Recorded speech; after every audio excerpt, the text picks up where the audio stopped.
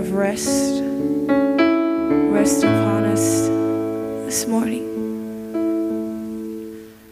God of peace, God of comfort, God of love, will you rest on us today?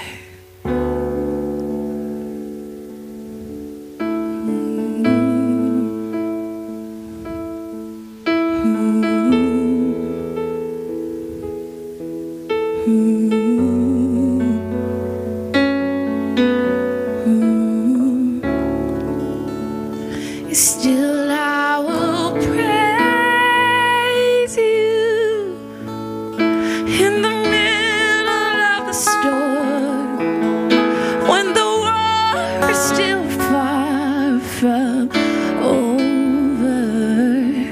Still I will praise you in the middle of the mystery, when the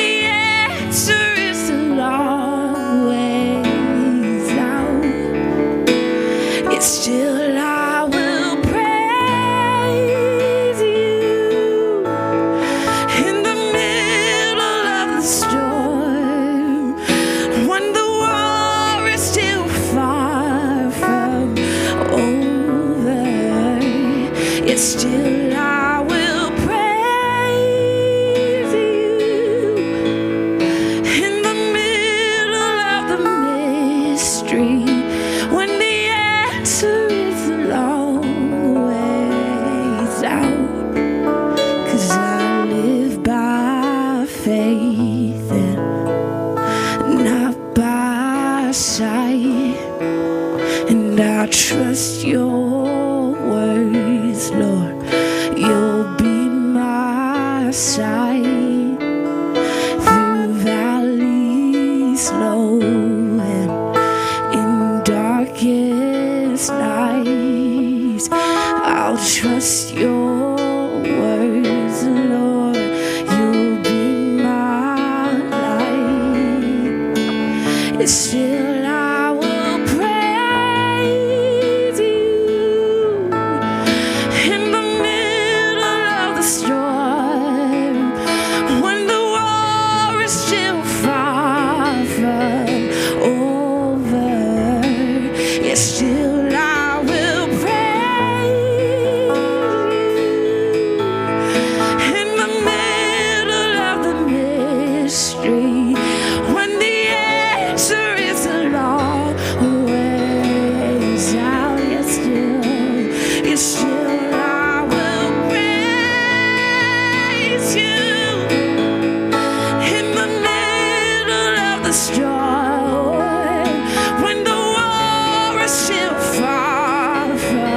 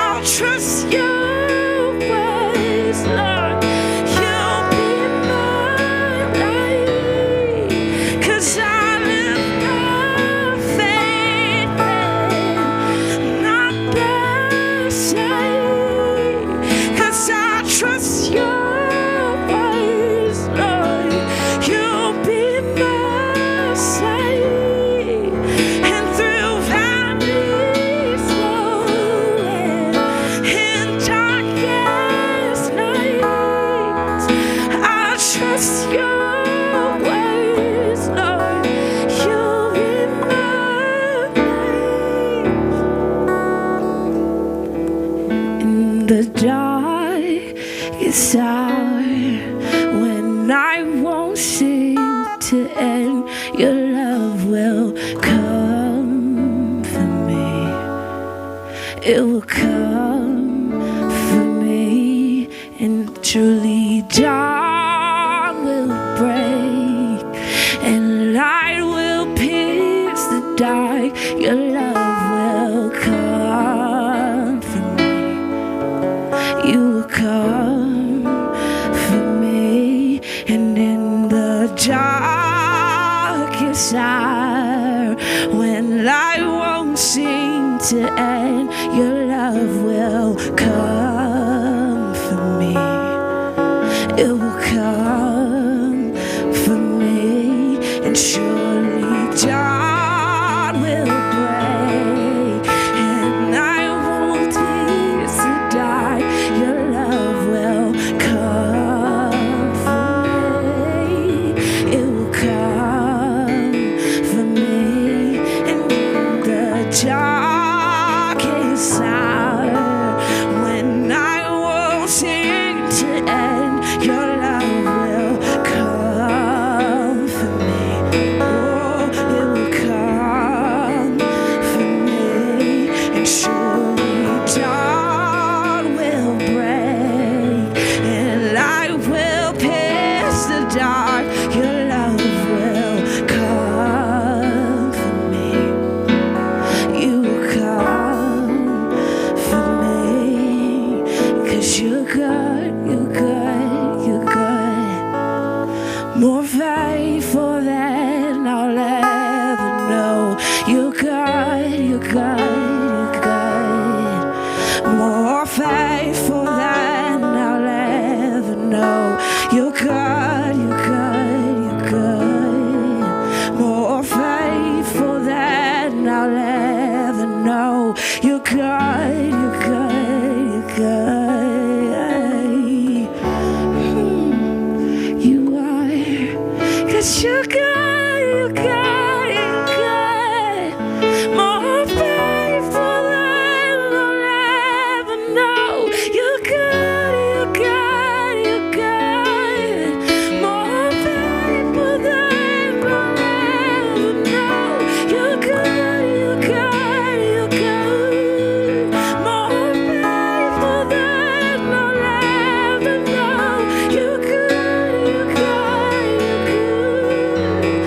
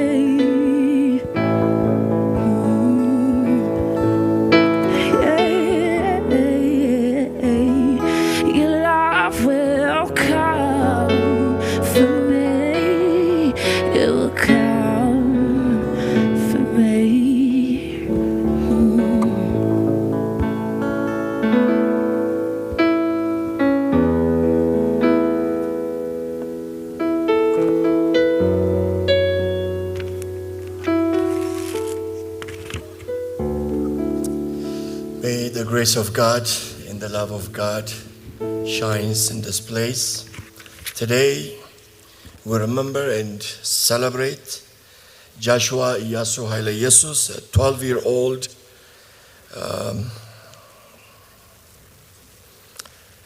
brother, friend, son, departed from us on April 10, 2021. As we celebrate his life, you will hear the echo of keep shining, and that word, and that's basically a sermon we will see, and for some of you, we will know Josh today. For some of you, you will remember Josh, but for most of us, we will cherish Josh this morning. እንኳን ደህና መጣችሁ ማለት እንፈልጋለን በጌታ በኢየሱስ ክርስቶስ ስም የእግዚአብሔር ሰላም ጸጋ በረከት ከእናንተ ጋር ይሁን እና የእግዚአብሔርን ቃል አነባለሁ መልካሙን ስራችሁን አይተው በሰማይ ያለው አባታችሁን እንዲያከብሩ ብርሃናችሁ በሰው ሁሉ ፊት ይብራ. Let your light shine before men that they may see your good work and glorify your Father who is in heaven. Matthew 5:16. ስለመጣችሁ በቤተሰብ ስም እንኳን ደህና መጣችሁ ማለት እንፈልጋለን. This service will be mostly held in Ethiopian language, Amharic, and we apologize for that, but we pray that you would sense the Spirit of God and share our sadness and our joy together. ኦንላይንም ላይ ያላችሁ ዌልካም እንላችኋለን.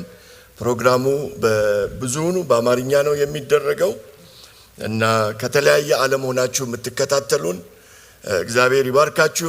If we have English speaking friends out there, the service again will be conducted in Ethiopian language, Amharic. እግዚአብሔር ይባርካችሁ.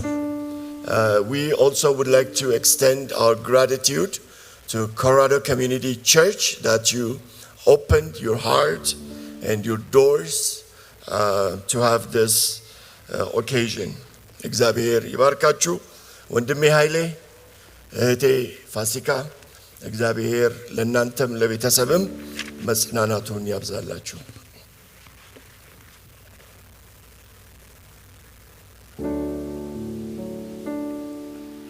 ሁላችሁንም በጌታ በኢየሱስ ስም ሰላም እንላችኋለን. የእግዚአብሔር ቃል ሲናገር አጽናኑ ሕዝቤን አጽናኑ ይላል. መልሶ እንደገና የማጽናናችሁ እኔ ነኝ ይላል. ምናልባት ዛሬ እኛም ከሺካጎ ስንመጣ ሌሎቻችሁም ከያላችሁበት ከየቤታችሁ ስትመጡ የምታጽናኗቸው ሊመስላችሁ ይችል ይሆናል። የሚያጽናናው አጽናኝ የሆነው መንፈስ ቅዱስ ብቻ ነው። አሁን የምንዘምርላችሁ መዝሙር እንደነ ፋሲካና ኃይለየሱስ ቤተሰብ በጣም ከባድ የሆነ ነገር ባይሆንም ለኛም ከባድ የሆነ አንድ ቀን አንድ ነገር ነበር። ያኔ መዝሙር ዘመር ነው። እስከ ዛሬ መድረክ ላይ ዘምረነው አናውቅም። ዛሬ ግን እንዘምረዋለን። ሁላችሁም የማይገባችሁ ጊዜ የለም። የጆሽ ነገር እኮ አሁን አይገባም። ስለዚህ እንደዚህ ብለን እንዘምራለን።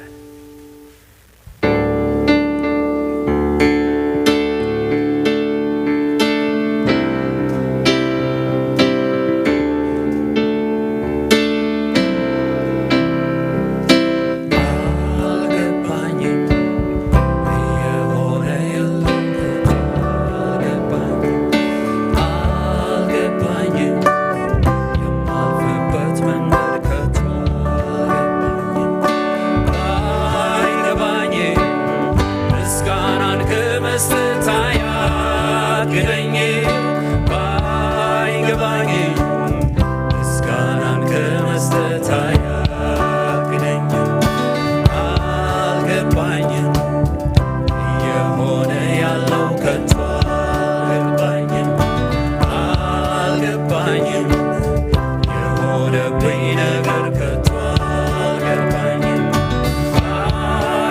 ባይገባኝም ያንተን ስም ከመጥራት አያግደኝም ባይገባኝም ያንተን ስም ከመጥራት አያግደኝም አልገባኝም ለምን እንደሆነ ከቶ አልገባኝም አልገባኝም ችግሬ ምን እንደሆነ አልገባኝም ባይገባኝም ላንተ ያለኝን ፍቅር አልለካብኝም ባይገባኝም ላንተ ያለኝን ፍቅር አልለካብኝም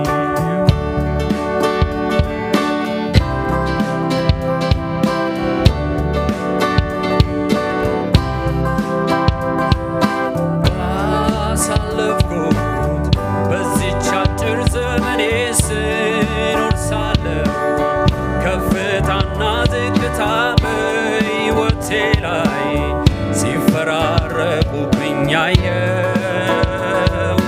ግን የዛሬው የተለየ ሆነብኝ በሕይወቴ የገጠመኝ ፈተናው ከብዶ ሳየው አግዘኛል ኩረዴቴ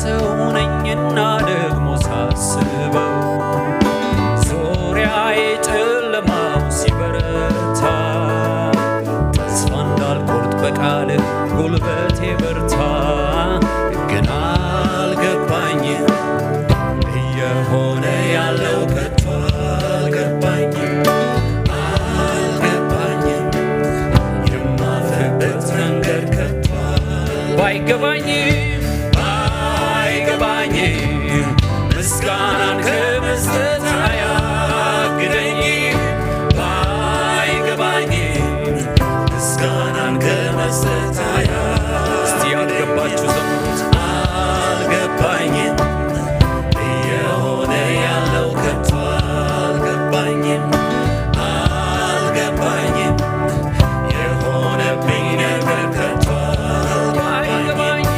ባይገባኝም ያንተን ስም ከመጥራት አያግደኝም ባይገባኝም ያንተን ስም ከመጥራት አያግደኝም አልገባኝም ለምን እንደሆነ ከቶ አልገባኝም አልገባኝም ችግሬ ምን እንደሆነ ባይገባኝም ባይገባኝም ላንተ ያለኝን ፍቅር አልለካብኝም ባይገባኝም ላንተ ያለኝን ፍቅር አልለካብኝም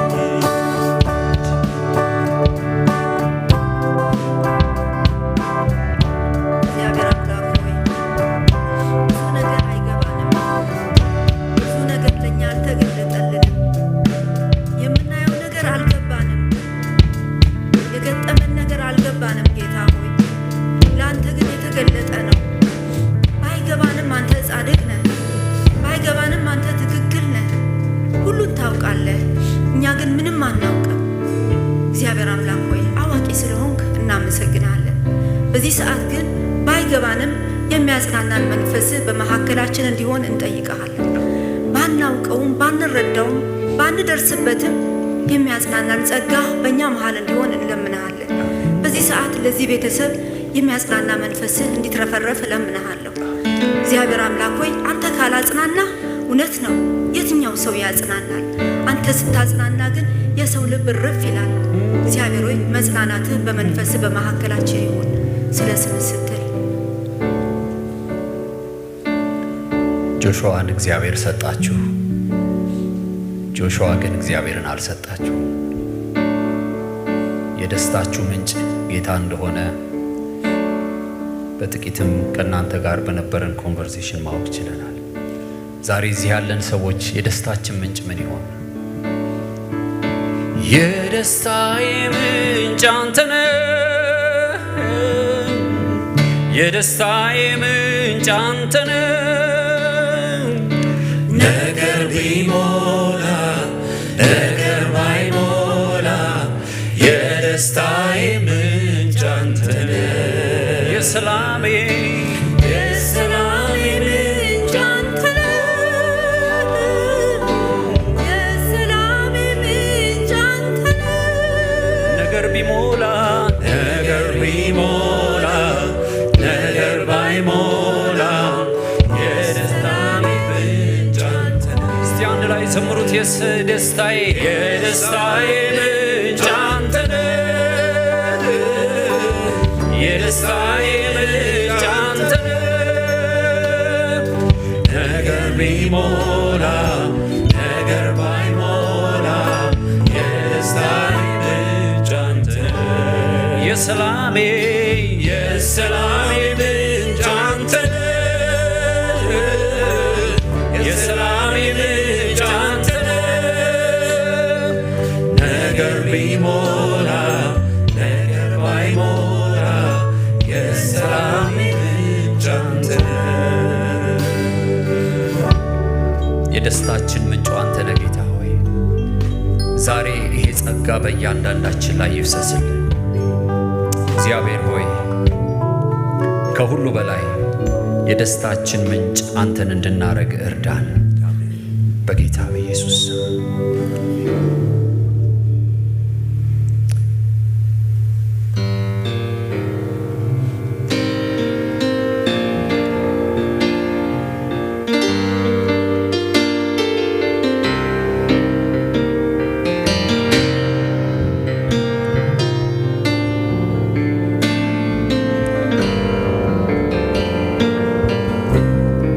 በዴንቨር የምትኖሩ ሰዎች ሁሉ በጆሽ ላይ እንዲሆን የማትፈልጉት ብዙዎቻችን ጸልየናል በያለንበት በዓለም ዙሪያ ሁሉ ግን አማኞች ስለሆነን በአንድ ነገር እንስማማለን እግዚአብሔር ያለው ሆኗል ሐሳቡን ማን ይሽረዋል ሐሳቡን ማን ይሽረዋል እግዚአብሔር ያለው በልጧል እግዚአብሔር ያለው በልጧል ሚረባን እርሱ ያውቃል ሚረባን እርሱ ያውቃል እግዚአብሔር ያለው ሆኗል እግዚአብሔር ያለው ሆኗል ሐሳቡን ማን ይሽረዋል ሐሳቡን ማን ይሽረዋል ግዴላችሁ እግዚአብሔር ያለው በልጧል እግዚአብሔር ያለው በልጧል ሚረባን እርሱ ያውቃል ሚረባን እርሱ ያመንም እንደዚህ እንላለን እግዚአብሔር ያለው ሆኗል እግዚአብሔር ያለው ሆኗል ሐሳቡን ማን ይሽረዋል ሐሳቡን ማን ይሽረዋል እስቲ ለመጨረሻ እግዚአብሔር ያለው በልጧል እግዚአብሔር ያለው በልጧል ሚረባን እርሱ ያውቃል ሚረባን እርሱ ያውቃል እግዚአብሔር ሆይ እግዚአብሔር ሆይ አንተ ብቻ ነህ ለሰዎች ሁሉ መፍትሄ ያለ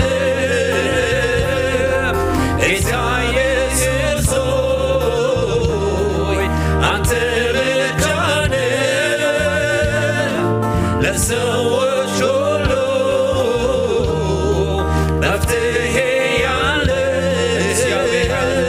እግዚአብሔር ያለው ሆኗል ሐሳቡን ማን ይሽረዋል ሐሳቡን ማን ይሽረዋል በልጧል። እግዚአብሔር ያለው በልጧል።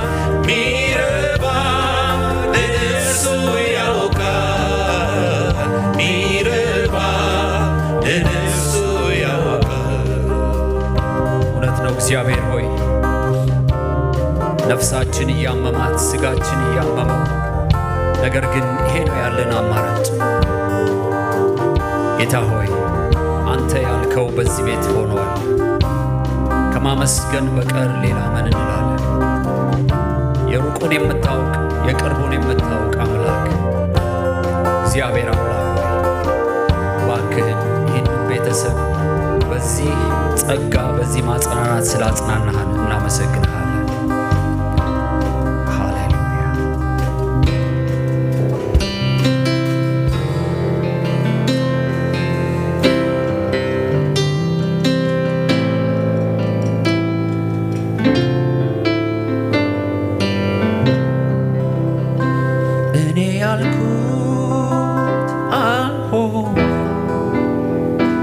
አንተ ያልከው አልቀረም። እኔ ያልኩት በል እኔ ያልኩት አልሆነም። አንተ ያልከው አልቀረም። አሁንም ያንተ ነኝ፣ አሁንም ያንተ ነኝ። ፈቃድ ያገኘኝ ስኖር በዚህች ዓለም። አሁንም ያንተ ነኝ። ፈቃድ ያገኘኝ ስኖር በዚህች ዓለም። እሱ ያለችው አልሆነም። አንተ ያልከው አልቀረም። አንተ ያልከው አልቀረም። አሁንም ያንተው ናት፣ አሁንም ያንተው ናት። ፈቃድ ያገኛት ስኖር በዚህች ዓለም። አሁንም ያንተው ናት። ፈቃድ ያገኛት ስኖር በዚህች ዓለም። እሱ ያለው አልሆነም። አንተ ያልከው እውነት ነው። አልቀረም። አሁንም ያንተው ነው። ፈቃድ ያገኘው ሲኖር በዚህች ዓለም። አሁንም ያንተው ነው። ፈቃድ ያገኘው ሲኖር በዚህች ዓለም። የምትስማሙ ከሆነ ሁላችሁም በእግሮቻችን ቆመን በዚህ ከተማ ዘር፣ ሃይማኖት፣ ቋንቋ ሳንል ሁላችንም ስለ ጆሽ ጮኸናል፣ አልቅሰናል። እኛ ያልነው ግን አልሆነም፣ እግዚአብሔር ያለው ግን ሆኗል። ስለዚህ እግዚአብሔርም በዚህ ቀሪ ዘመን በዚህ ልጅ ምክንያት በዚህ ምድር ላይ በጎ ነገር እንዲያደርግ መልካምን ነገር እንዲያደርግ ፈቃዱን በምድር ላይ እንዲፈጽም እኛ ያልነው አልሆነም እያለን ለእግዚአብሔር እንንገረው። እስቲ እንዘምረው። እኛ ያልነው አልሆነም። አንተ ያልከው አልቀረም። እኛ ያለው ብለን ነበር አልሆነም። አንተ ያልከው አልቀረም። እኛ ያለው አልሆነም። አንተ ያልከው አልቀረም። ለመጨረሻ አንተ ያልከው እኛ ያልነው አልሆነም። አንተ ያልከው አንተ ያልከው አልቀረም። አሁንም ያንተው ነን። አሁንም ያንተው ነን። ፈቃድ ያገኘን ስኖር በዚህች ዓለም።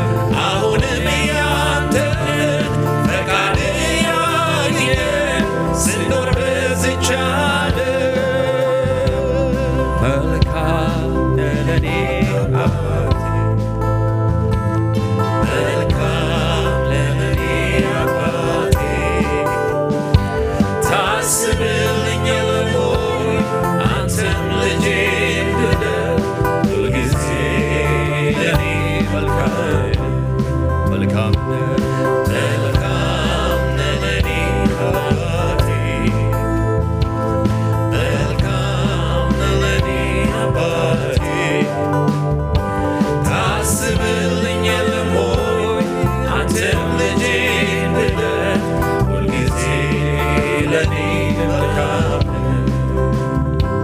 እግዚአብሔር ሆይ ሁላችንንም እርዳን። እንደ ኢዮብ መልካሙን ከእግዚአብሔር እጅ እንደተቀበልኩ እንዳለ በፊትህ እንዳላጉረመረመው ሰው በዚህ ቤተሰብ ላይም እንዳየነው ጸጋ እኛም በውድቀታችን ጊዜ መልካም ነህ እንድንልህ እርዳን። በኢየሱስ ክርስቶስ እግዚአብሔር ያክብራችሁ። እንቀመጣለን።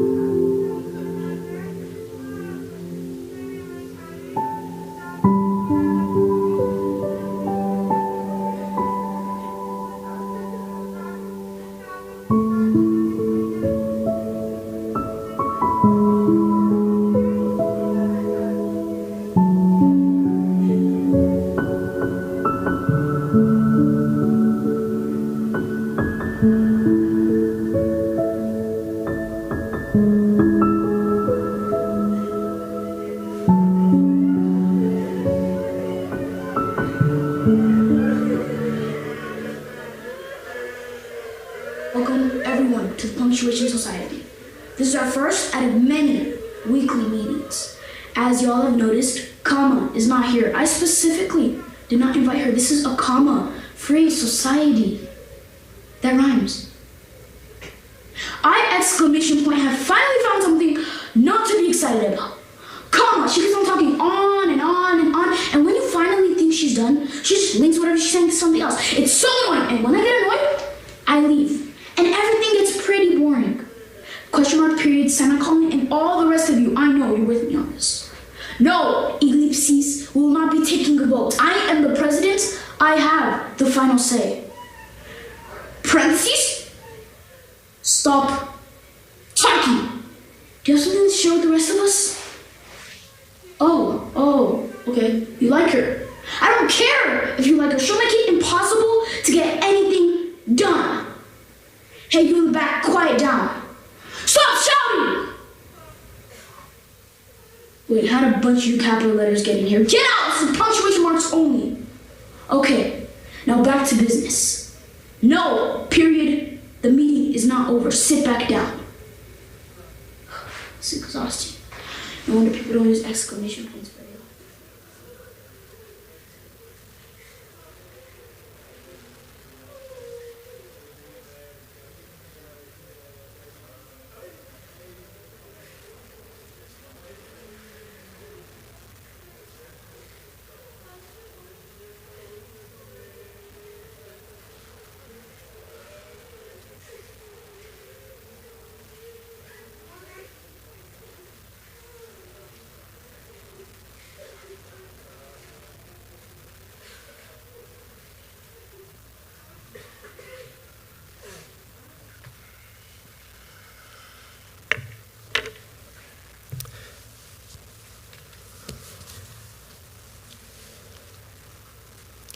Jashua Haileyesus was born on May 15, 2008 at Rose Medical in Denver, Colorado, to Fasika Imro and Haileyesus Zerihun.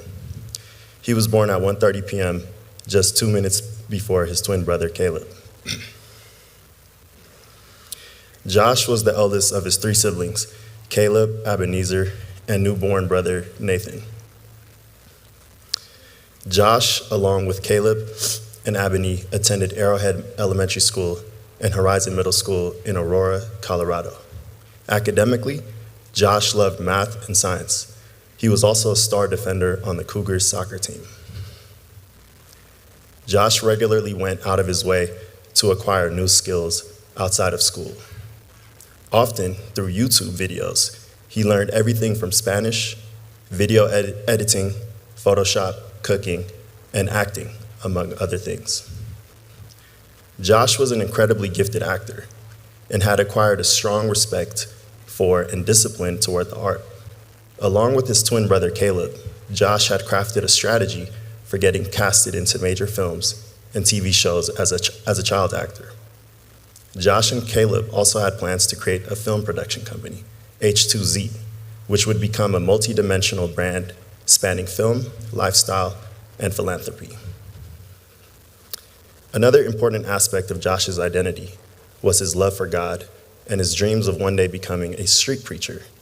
Although he didn't get a chance to realize his dream, he inspired his friends, family, and peers to dig deeper into their faith in Christ.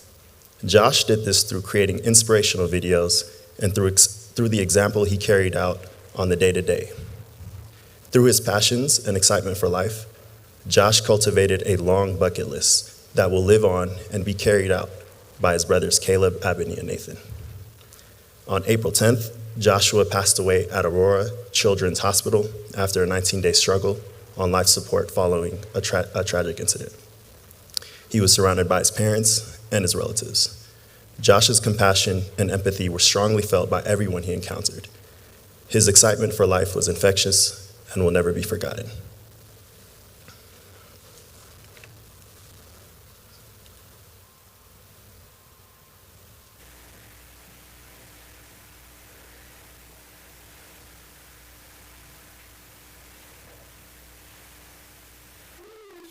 Demonstration. As you can see, I have 4 items on the table. I have a jug, I have a candle, and I have a plate filled with dirty water.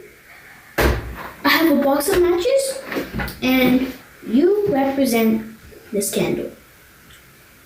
Matthew 5:14 says that you are the light of the world, and this dirty water represents our world. Our world is a place of sin. Our world is so sinful. Like, everyone in this world should feel ashamed of what our world has gone towards. Like, there's been a lot of wars, there's been a lot of conflicts, people are bullying kids now, there's a lot of bad stuff happening. People do more sins often, they really don't care, and there's a lot of bad stuff that happens in our world.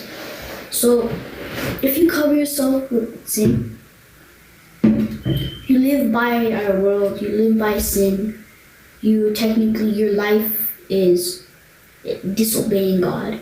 You live by it, you don't listen, and you bully kids, go gossip with your friends, you do a lot of mean stuff, you lose your light goes away, and you feed yourself all of these trash, everything bad, all of these bad stuff you shouldn't even know, everything that's just wrong. You feed yourself with everything like that, and feeding yourself. Now your light's gone, as you can see. You don't have no more light. But no matter what you're going through, if you're depressed, if you give up on yourself, you give up on life, God never gives up on you. He still loves you no matter what. He's not like a parent. Like some parents tell their kids, like, you're an accident and stuff. God loves you. He's never going to think of you that way, ever. He loves you so much, he sent his only son down to die. John 3:16, for God so loved the world that he gave his only begotten son, that whoever believes in him shall not perish but have eternal life. He gave his one and only son to die for us. Yet we still treat him like this. Never give up, because God still loves you, and there's always going to be a second chance. Romans 10:13 says that if you call on the name of the Lord, you shall be saved. So, not just like OMG, oh my gosh, and stuff. You have to say his name, mean it, accept him in your life, and take that time to pray, confess your sins, talk with the Lord, and obey him. So, if you do that, you're set free. God breaks all your chains. You give your pain away. Never feel this pain ever again. And you gain back your missing leg. I hope you guys learned something. Please be careful not to lose your light. Even if you're at the position of losing your light, make sure you never give up. Because God still loves you and he still cares for you. And keep shining.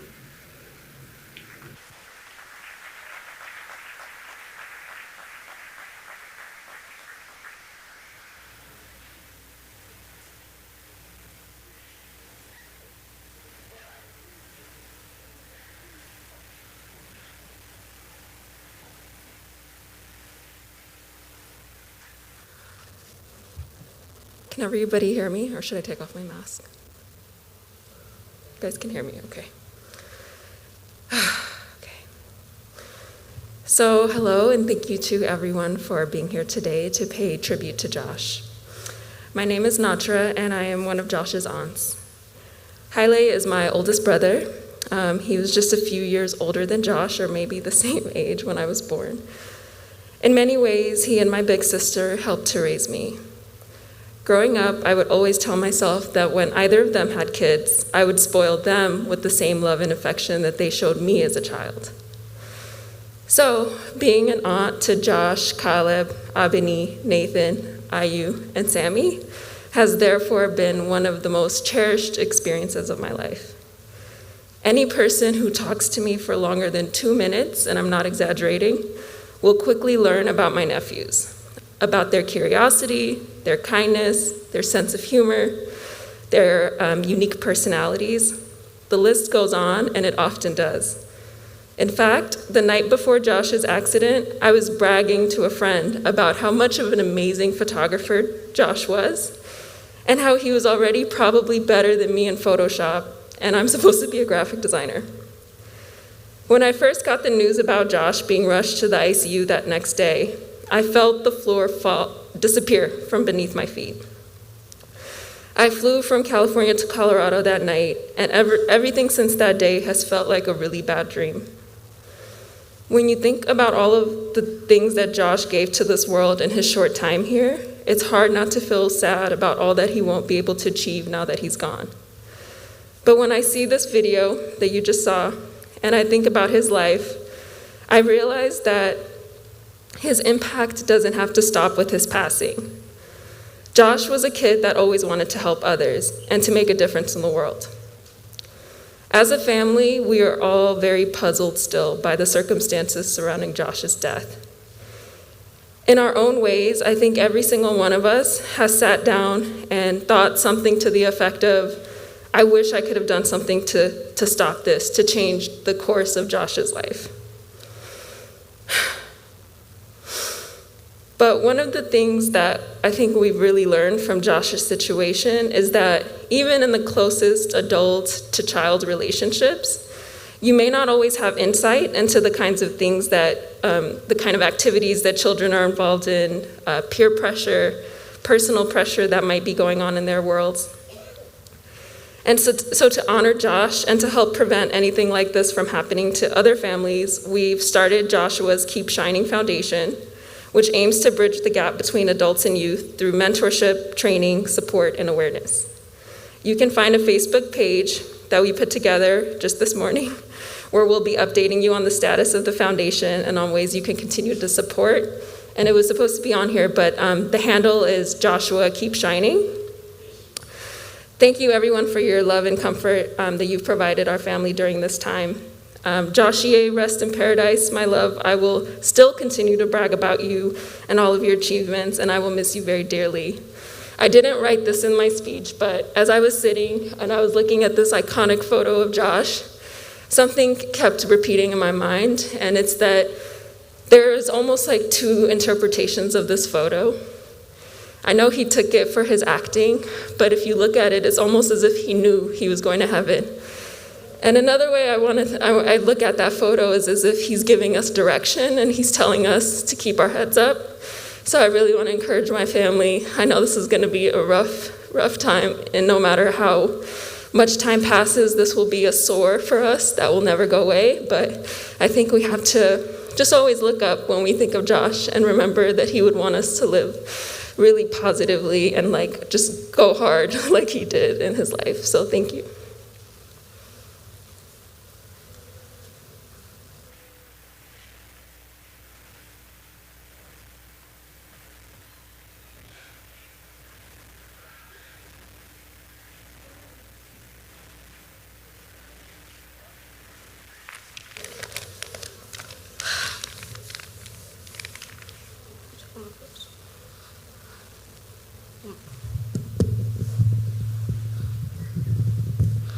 Okay, yeah, I think this is good, yeah. First, I want to say that Josh, he was he just loved to help people, and he cared a lot about people. He cared a lot about people, and he thought about others more than himself. And there was this one time where he had a backpack filled with a bunch of medical stuff, right? And he was not allowed to touch it. right? Because it's just like medical stuff, right? And you know, like it's just a bunch of stuff that we got, right? And he just had everything in there, right? And I had to ask him one time, I said, why do you have that stuff in there? Why don't you just keep it with Dad? It's not even yours. You're not even allowed to have that, right? Like, and then after that, Josh just said that, Josh just told me that, he said that, he said that if he ever saw someone that's in trouble or gets hurt, he wants to be the person to save them. And he always imagined himself being there to help someone. And like he just like spent like hours of the day just learning how to use everything. And he was just like learning like blood swipe and tourniquet, and he learned how to like check blood pressure. He learned so many things and everything. And he was just like, me and Josh are like really close to each other, and like we have the same dreams and passions and goals. And the Bible says absent with the flesh, present with the Lord. And Josh is present with the Lord right now, and he's probably watching over us, but it's hard to see so many love go, and it doesn't feel like it's his time, and he has so much to accomplish, and he's too young. He has so much dreams and goals. And it's the hardest thing to accept, but it's God's will. The saddest thing about life is that eventually everyone will pass away. And when I saw Josh in the casket, I touched him, and he was cold, and he felt like a statue. It was 100% not what I expected. He looked like a totally different person, and I knew it was Josh's body, and I tried holding my tears, but I started crying. I've never ever like cried like that when I saw him, and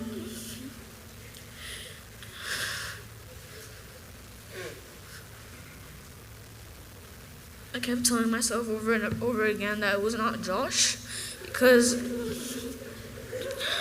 in the Bible it teaches that your spirit gives the body life, and without your spirit, the body is just flesh. And I just knew I was just looking at Josh's flesh, and Josh is up there in heaven right now. He's in paradise, and like,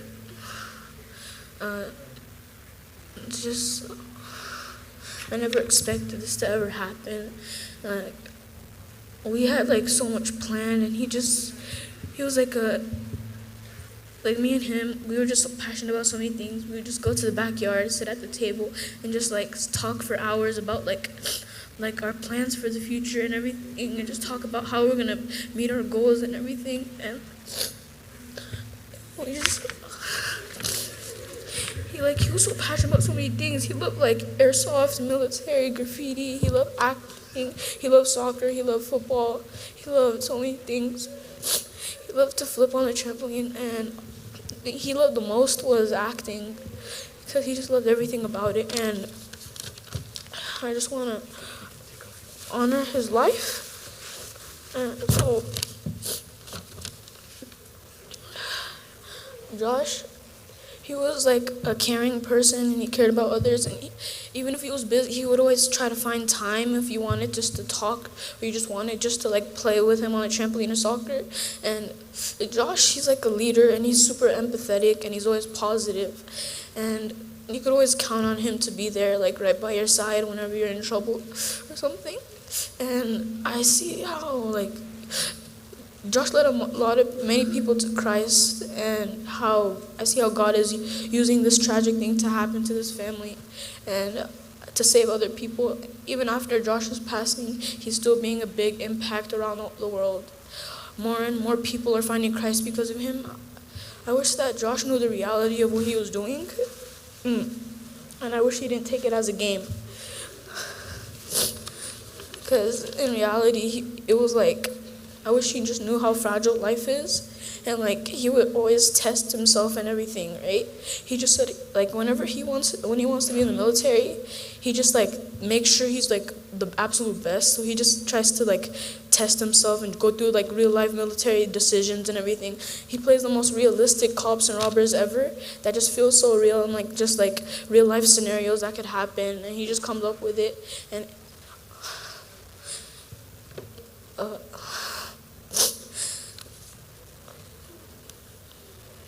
I just don't want anyone to go through this, and I just wish that Josh knew like the background of what the challenge, what he was challenging himself, right? Like, I wish he knew, like, the science behind it or something. Like, he knew, like, he knew why he was feeling these weird things. Because I remember, like, 2019, he told me one time that he said this, like, I choked myself just to see how long I could do it, and I have this weird feeling on my tongue, right?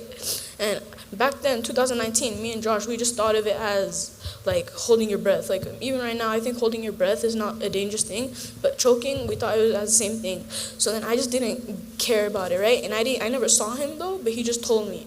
And then now, I was playing on the Oculus, like, a week before this happened, and I see him doing this, right?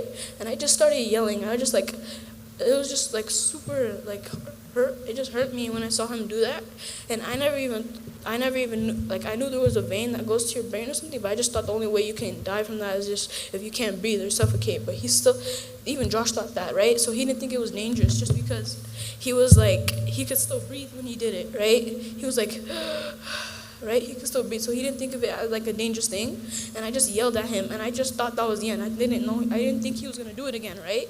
So then a week later, he was playing on Oculus. I was just walking around him, telling him, like, my plans. I was like, okay, so today I'm going to just teach you about, like, penetrate testing and everything, and I'm going to teach you how we can do bug bounty or something like that. And I was just like, this is how we're going to just make our dreams come true. Today we're going to, like, sign up for Aprim's Artist Agency. We're going to do this, we're going to do that, right? And we were just planning it. Josh was just, like, really excited. And after that, he was done with, like, the military course on Oculus, and then he took it off, right? And after that was my turn. I just see Josh walking by. I just see him walk, and I just, like, think he went downstairs, but he looked, like, down the hallway, there's stairs, and then there's a door to the bathroom, right? Like, I just wish he didn't go straight to the bathroom, because I was on the Oculus for 5 minutes or something, and, like, I feel like that's just enough time, and it's just, it's like, there's probably no way I could have prevented this, even if I told my dad or something, he would still be able to do this. And I just wish he just knew that, like, how this is dangerous, and he didn't, like, think of it as a game, and he didn't, like, just, like, get close to death so he could just, like, fake it or something, and just, like, he's okay. And, like, I feel like this could have been, like, this can't be prevented, but I really miss him, and I just want to, me and Josh, we had, like, a really big bucket list, right? And then I don't want to go to heaven, and Josh is telling me everything, like, that he did and everything, showing me around, and I tell him I didn't finish the bucket list that we had. I just gave up on everything. I want to make sure I just accomplish our dreams. I want to tell him all about it and everything. And,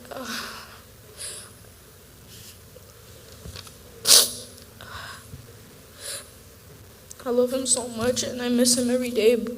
I know he's in a better place. Thank you for all your support and prayers through this hard month. My family truly appreciates it. Thank you.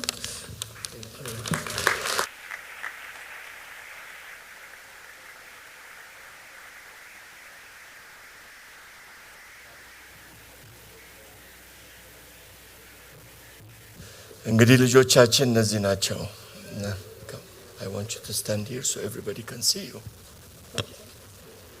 Here? Yes. All right. Do you want me to hold the paper for you, or are you going to be okay? I'm going to be okay. Okay, I'm a bit nervous. I was trying to write my favorite thing about Josh, but there are too many to count. He was my oldest brother, and I looked up to him a lot. He was so good at so many things. He told the funniest jokes, and he was a really good chef. One time it looked like there was too much seasoning on the beef he made, but when I tasted it, it was the best. He was also very good at backflips on the trampoline, but not so good at flips on the ground. The whole reason I wanted to get into acting was because of him. Now that Josh is gone, I want to accomplish his dreams and continue the company he started called H2Z with Caleb and Nathan. I know that Josh is in heaven, so happy, crying of joy, but we're crying of sadness now that he's gone. I'll always love you, Josh, and thanks everyone for listening to my speech.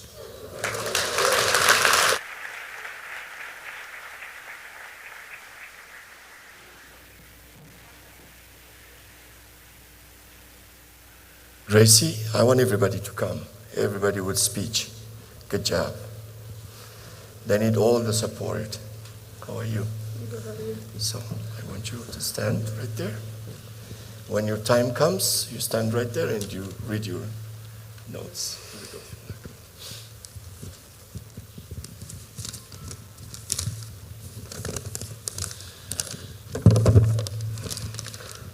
Josh was many things to us, but to me he was my best friend. Josh was always loving and caring for his family and friends. One of my favorite memories together is when we spread the gospel together. Every day we would play outside for hours, and I'm really gonna miss that. Josh taught me a lot about acting and about life itself. If I didn't meet Josh, I wouldn't be the person that I am today. I know that even though that Josh is with God, he would still be with us spiritually. And even though we can't see him, he is watching and smiling over us. I know there's no soccer or video games or Amazon in heaven, but hope you're still having a wonderful time. From me to you until the day we meet again, love you and can't wait to see you.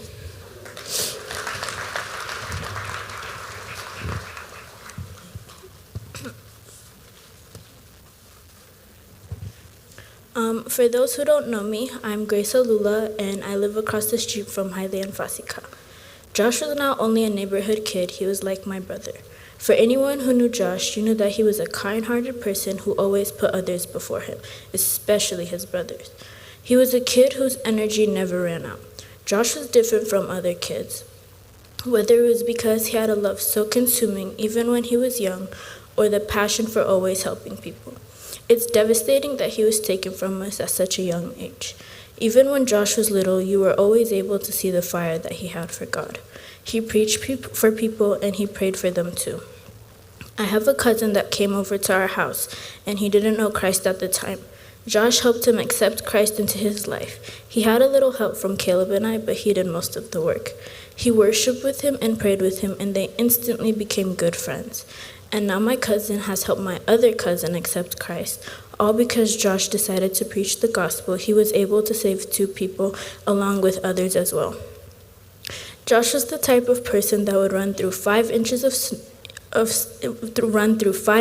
snow in shorts just to give us his 3-layered cake that he made. And he would stand at the door in the cold until we tasted it and gave him feedback.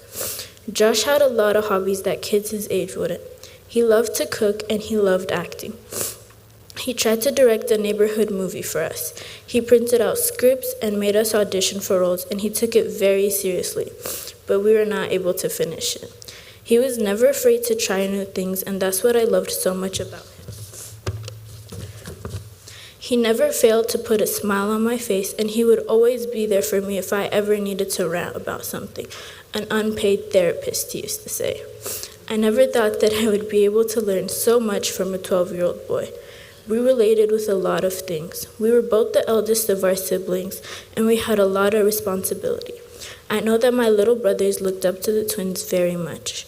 He would also make sure that we got through the hardship together. Josh was a kind-hearted soul and a very special kid, and I know that anyone who knew him would agree with me on that. He had a smile that could light up a dark room and a laugh so contagious. He was an inspiration to lots of people and the most hardworking person that I knew. He taught me the basics of guitar and inspired me to learn how to play instruments. I now play piano and I'm learning guitar, and I owe it all to Josh. There are no words for how much I miss him. He was my lifelong best friend and my brother, and I love him so much. My love and prayers go to his family, but thank you for being such a good example for all the kids all around us and for teaching me the unteachable. I love you.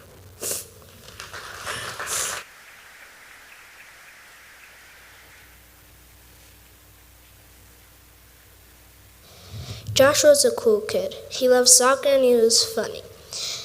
There are so much great character traits I can't even begin to name. I looked up to him and he was like a brother to me. Me, Caleb, and him all love the same things. Our dreams were to become FBI agents. He took it very seriously. In fact, he made us train 2 hours a day and never let us quit. He believed in us. Even if it was raining, we couldn't go home without finishing training.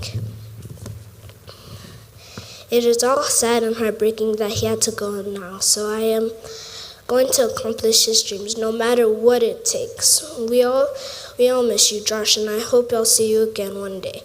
I love you, Josh, and I hope you're having a good time with God.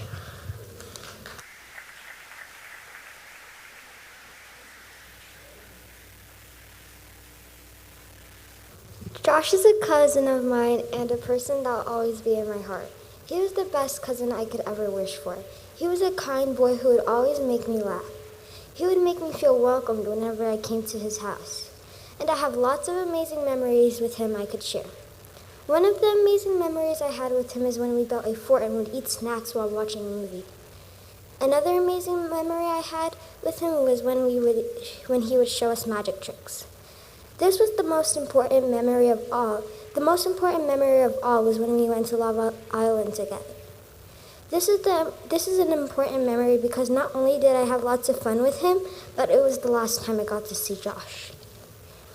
It breaks my heart that Josh is not with us now, but he will always have a big impact in my life. I will always remember the amazing times we had.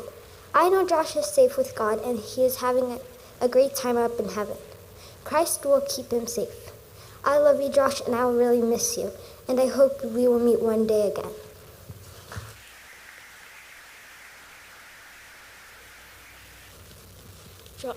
Josh was a great example to me. He was the type of person that would play with me on the trampoline, even if he was busy. There were so many great memories, but my most favorite memory was when we went to Lava Island because that was the last time I got to see him. And Josh was a person that would put a smile on other people's faces and make funny jokes that would make me and other people laugh. We all know that he's in a better place called heaven. We hope Josh has a great time in heaven. Josh is looking down at us with a great happy smile. We hope to see him once again.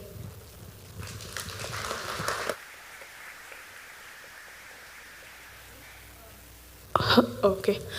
I want to thank you guys on behalf of my family. I want to thank you guys for coming. And the thing I'm going to miss the most about Josh is there was this one time I promised him that I was learning like SFX, right? And I was learning prosthetics and everything. And I promised him that I was going to make him the Grinch, right? And he just loved the Grinch so much. And I just said a time when it's going to happen. He just kept asking me, when are you going to do it? When are you going to do it? I said next year, right? Which is like this year. And like I was just like earning money just so I can get the stuff I need, and I was gonna make him look like the Grinch, and he was just practicing the Grinch, like the Grinch accent, right? And then he just always came up to me, and he just had a Grinch voice, right? He's like, "You see, even now, the terror is running up inside you." He just did it so good, right? And I just could not wait. And the thing that he wanted to do was he wanted to have like a little Christmas bag or something. He wanted to go to like a hospital and just say Santa made me and just pass toys or something. And he just wanted to like give like, he just wanted to like help people, but he also wanted just to like, he also wanted just to do it like a children's hospital, or like he wanted to go to a school and just do it. And he just really wanted to do that. And like I'm just gonna miss that voice. And I'm just like really gonna miss his eyes and like just seeing him just talking to me and everything, and like all those memories. And like every single time when I was watching that, I was like laughing because it just brings me back, and I just like all the things I forgot about, and like it just reminds me. And like I was not sad when I saw that. I was just like, it was just like happy. Like when it was just like I felt like I was sad because it reminded me what I lost on this earth. And I just really like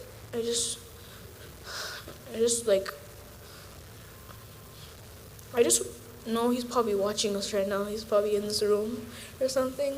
And I just want to say I love you, Josh. Thank you. Thank you.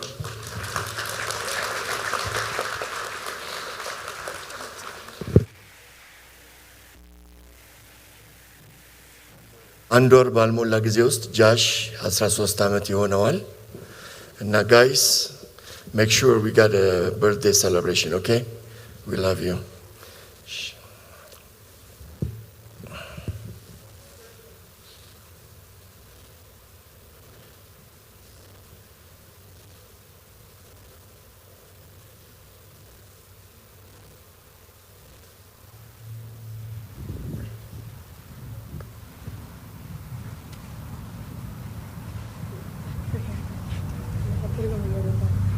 So we're in a circle.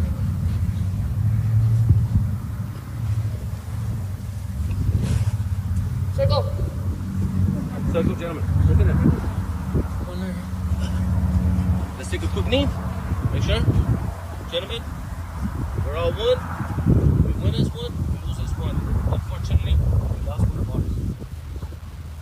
Let's put our hands on really quick. Dear Lord, we just want to say thank you for letting us come out here and enjoy this beautiful game. Unfortunately, Josh is not here with us anymore, but he's still with us. He is our 12th player on the field. We pray all this in your precious name. Amen. Amen. Here you go, gentlemen. Let's go, boy. Cast on 3, boy. Let's go. Nice and easy. Let's go ahead and bring it out. Let's go ahead and give it everything we got. Let's go, gentlemen. Let's go.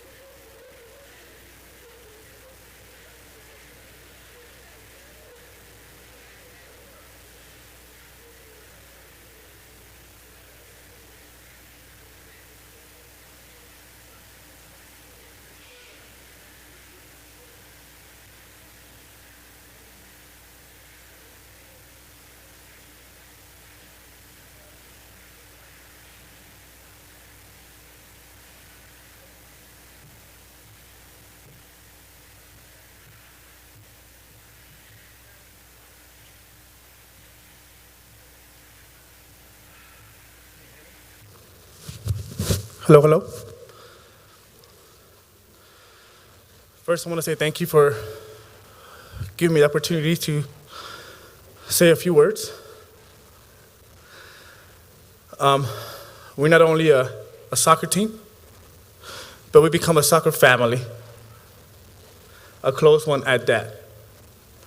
So close that I was so comfortable to ask C for a ride one time. He picked me up. I have a pretty big family. We didn't fit in his car. We go back to his house.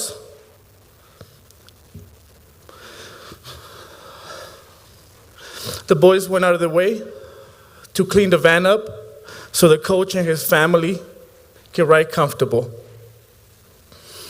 Prior to that, I'm never gonna forget the first day of practice. I received a call. Do you have a few boys coming to your team? Perfect, I'm excited. Twins at that, they tell me. Cool. To my surprise, that dad brings them to practice.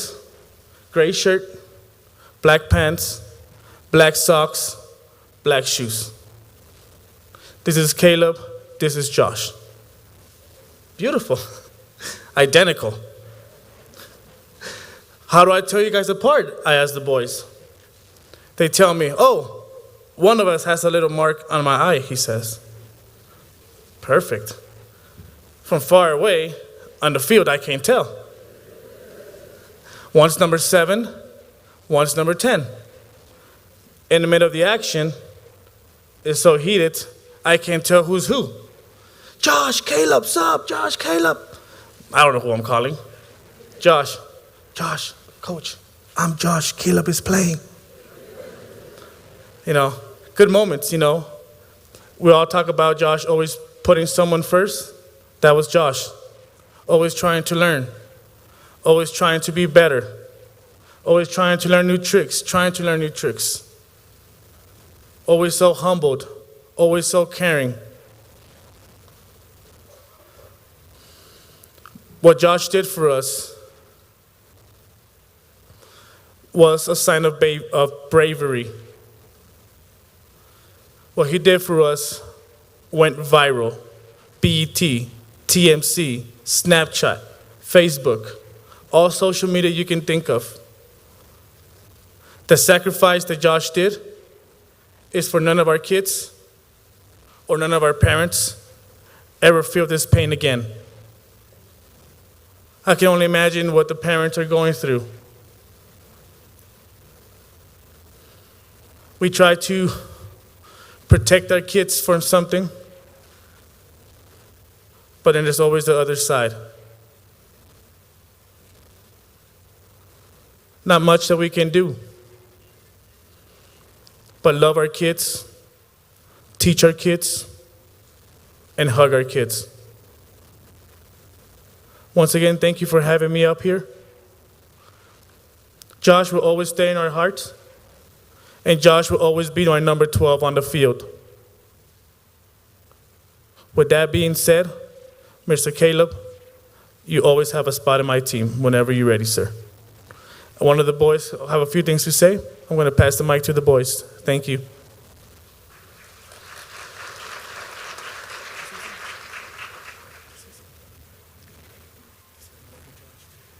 I love you, Josh. Hope you feel better up there in heaven with everyone else.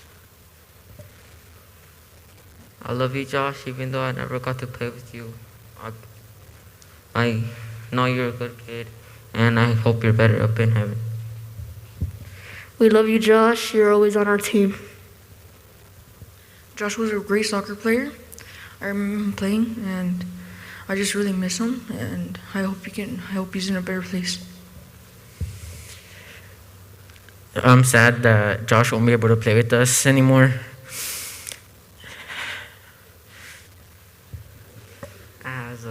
As Coach was saying, he would play soccer with us, and Joshua, if he had an open shot, he wouldn't even shoot, he would just pass it. Even though he had an open shot, he just liked passing. I love you, Josh. We love you, Josh, and I miss you. You're a great soccer player, and I hope you're better in a better place.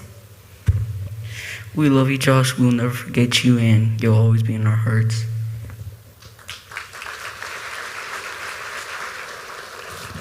As you guys can see, Joshua was not only a son, a brother, he was also the light to all of us. He inspired us in so many different ways. His humbleness, his love for his brothers, his love for his people. Josh, you will be missed.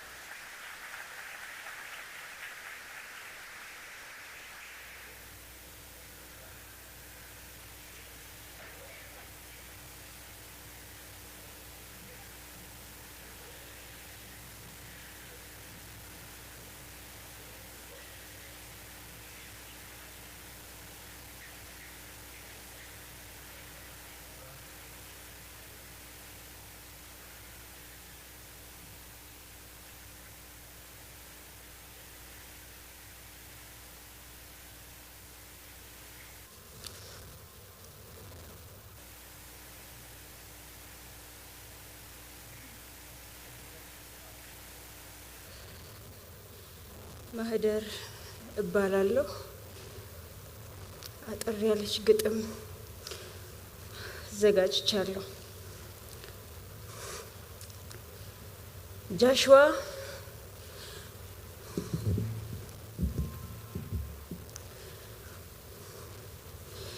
ጃሽዋ ብርሃን ነው እንዳታጨልሙት።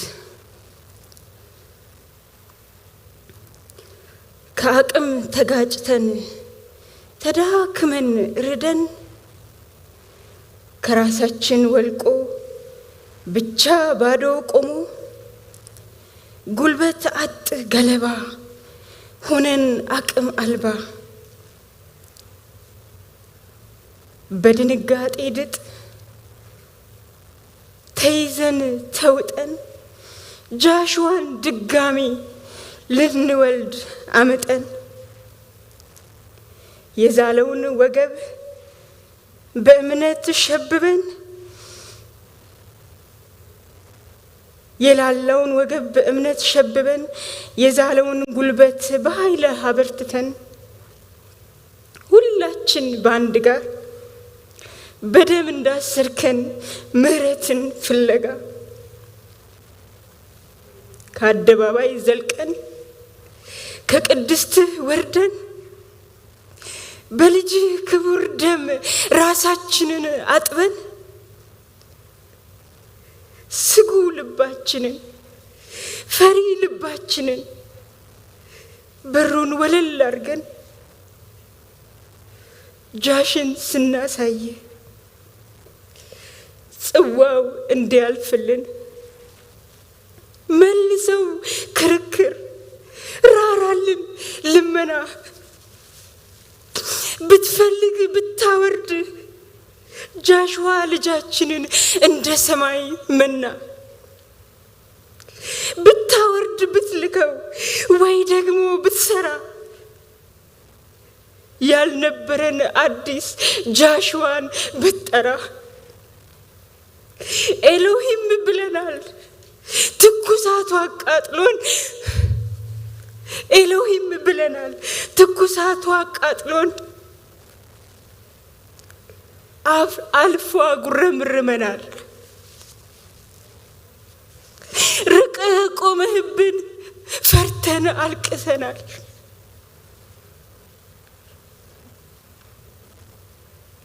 ከዚህ ታላቅ ወጀብ ልናመልጥ ሮጠናል ከልፍኝ ተደብቀን ፊትህን ሽተናል ሆኖም ለፈቃድህ ለሰማዩ ሐሳብህ ሙሉ ተማርከናል ታላቂቱ ክንድህን ምርኩዝ አድርገናል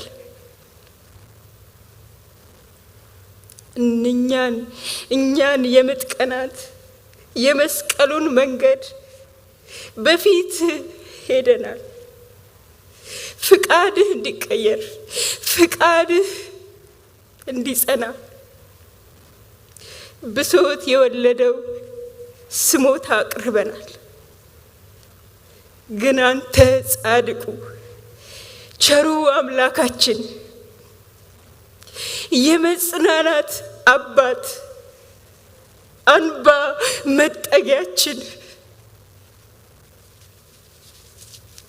ለጃሽዋም አባት ለኛም አባታችን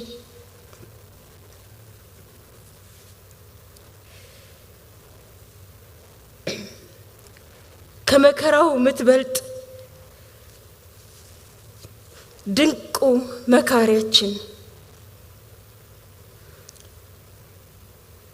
ፍቃድን ልትፈጽም አንተ ስትሰራ በመለኮት ስሌት ሁሉን ስትመራ እንቡጥ ልጃችንን አድርገው አዝመራ ወታደር ጠባቂ አስመላጭ ነጣቂ እርሱ የቀለጠ ብርሃን ፋና ወጊ ማይደበዝዝ ብርሃን ማያጠፉት ጭራሽ በሳቻ ሰዓት ቀናቸው እንዳይመሽ እግዚአብሔር ይባርካችሁ እግዚአብሔር ደግሞ ያጽናናል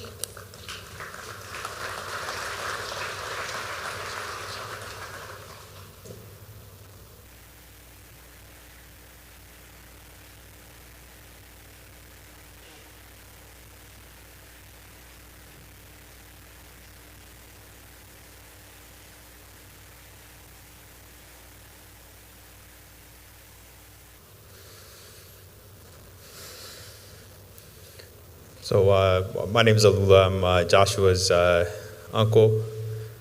I'm fortunate and blessed to have been able to call Joshua my nephew and to have spent the time with Joshua to get to know him over the past few months.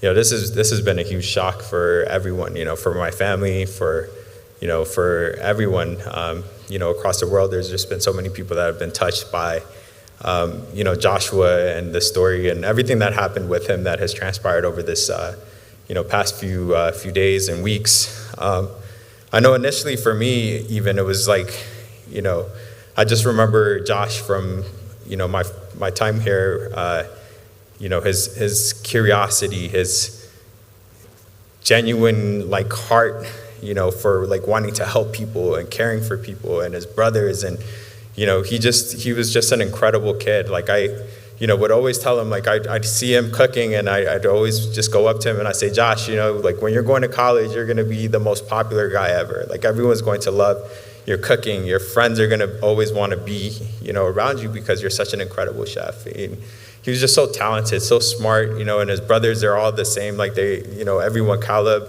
Abi, even Nathan, even as a 6-month-old baby, the amount of love that they grew up around and that they had around them and everything was huge. And so for me, I was really torn about everything. When I first heard the news of Josh being in the hospital, I was in shock. I denied it to myself. This can't be. Even when I saw him, I came to visit when he was in the hospital and I brought his favorite candy.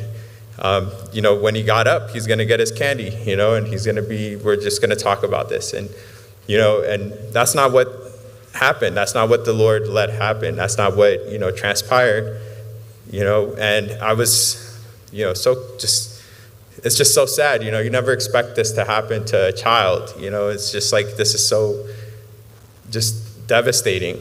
And, I was upset. I was even in my prayers, praying to God, I was mad at God. I was how could this happen? This is a perfect family. I come here, I remember the family time, they would have Bible studies and the kids would take turns leading and sharing. And Josh was always just so vibrant and everything. I couldn't believe it, and I thought about it and I was just so angry, and then I thought about the impact that Josh made, even in just from all the responses from everyone, from social media and just all over everywhere I was hearing about Josh. And I thought about his impact and I thought about the life that he lived and, the graciousness of God to even allow us to have him for those 12 years that he gave us. Even in his passing, even in that, his mercy and not making it such a sudden and quick traumatic experience that could have been much more worse for us to process and everything else. I thought about even in my life and in my own personal struggles as a human being, as a man, and knowing that I have nephews and people that I have to be an example to, and him holding me accountable even saved my life at one point. So there's just so much that Josh has done in his life that we all are, we've all experienced. And there's so much that he's his life even means now. There's so much purpose in him. There's so much purpose in his life. It's not that he passed in vain. We all have things to take away to really strengthen us. And really, in the end too, it's really, I came across a Bible verse that I shared with my brother with Haile, 1 Thessalonians 4:13 through 18. And it says, brothers and sisters, we do not want you to be uninformed about those who sleep in death, so that you do not grieve like the rest of mankind who do not hope, or who have no hope, For we believe that Jesus died and rose again. And so we believe that God will bring with Jesus those who have fallen asleep in him.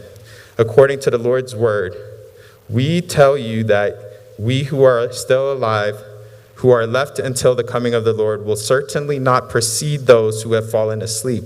For the Lord himself will come down from heaven with a loud command, with the voice of the archangel, and with the trumpet call of God.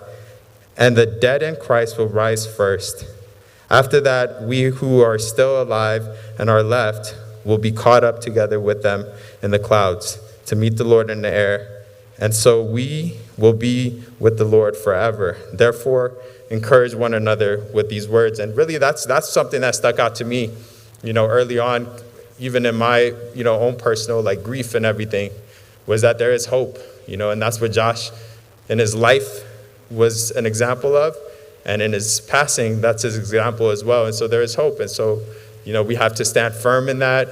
There's definitely a lot to be done. I'm extremely grateful for Nacho and family setting up the foundation. I think, just us as a community, we as a people, definitely need to have conversations and need to be open, be okay with being vulnerable and just sharing and just talking about what we're going through and stuff, and really just having purpose. So thank you all very much. I love every single one of you very much, and thank you.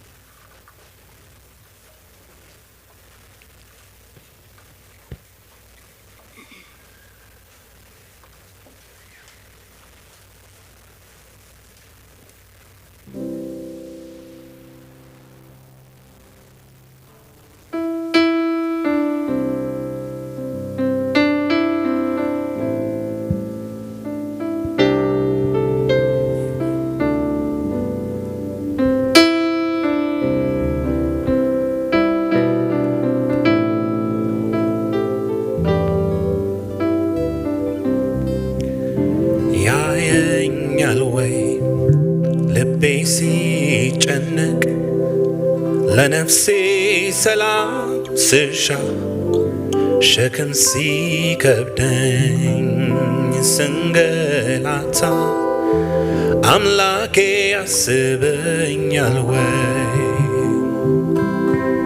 ያየኛል ወይ ቀኑ ሲጨልም ፍርሃትን ሲከበኝ ተስፋ ቆርጬ ፍጹም ስደክም አምላኬ በቅርብ አለ ወይ ያየኛል ወይ ኃይሌ ሲደክም ችግርን ልቋቋም ሳልችል ሳዝን ስተክዝ እንባዬም ሲፈስ አምላኬ በርግጥ አለ ወይ እስቲ እንደገና ያየኛል ወይ በሉ እስቲ ያየኛል ወይ ልቤ ሲጨነቅ ለነፍሴ ሰላም ስሻ ሸክም ሲከብደኝ ስንገላታ አምላኬ ያስበኛል ወይ ያየኛል ወይ ቀኑ ሲጨልም ፍርሃትን ሲከበኝ ተስፋ ቆርጬ ፍጹም ስደክም አምላኬ በቅርብ አለ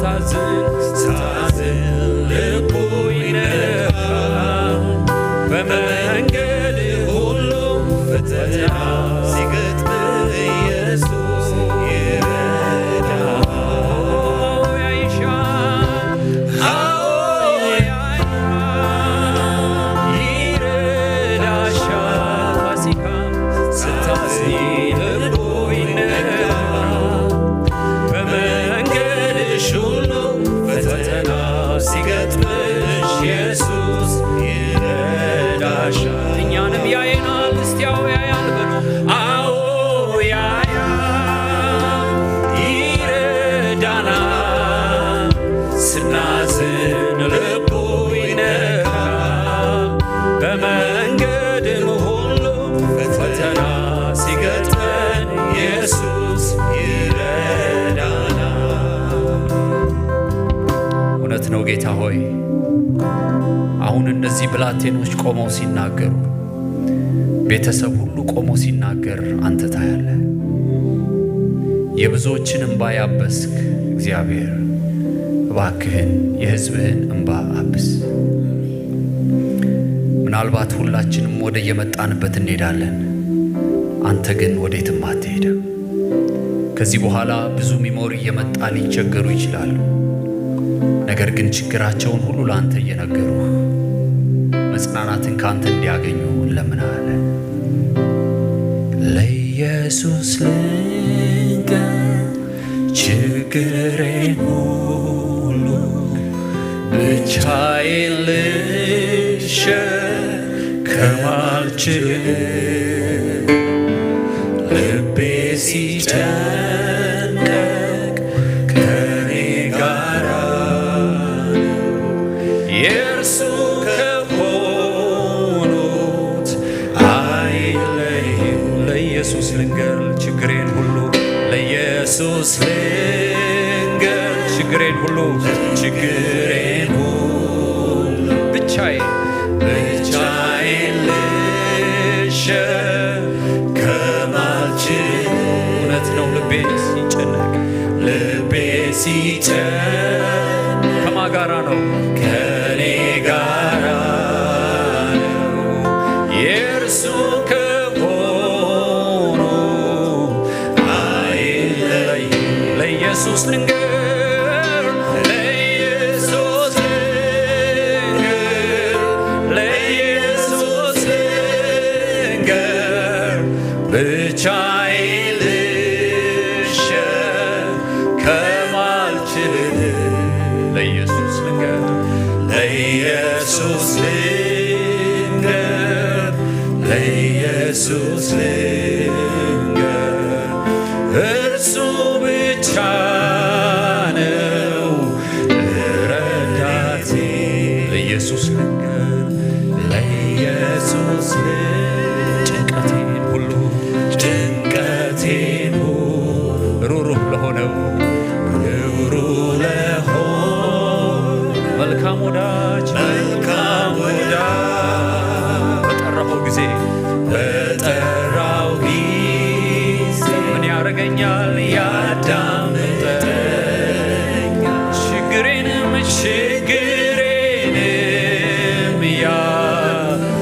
ያጠፋልኛል። ስለዚህ ለኢየሱስ ልንገር፣ ለኢየሱስ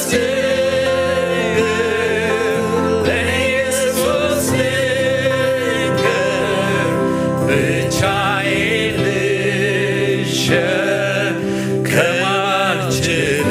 ለማንም አልናገርም። ለኢየሱስ ልንገር፣ ለኢየሱስ ልንገር፣ እርሱ ብቻ ነው ረዳቴ። በፈተና ውስጥ አዳኝ ያሻኛል፣ ሸክሜን ሊያግዘኝ የሚፈስ። ስለዚህ ለኢየሱስ ልንገር፣ ለኢየሱስ ልንገር፣ ለኢየሱስ ሐዘኔን ለሚካፈል እስቲ እጆቻችሁን ዘርጉና ለኢየሱስ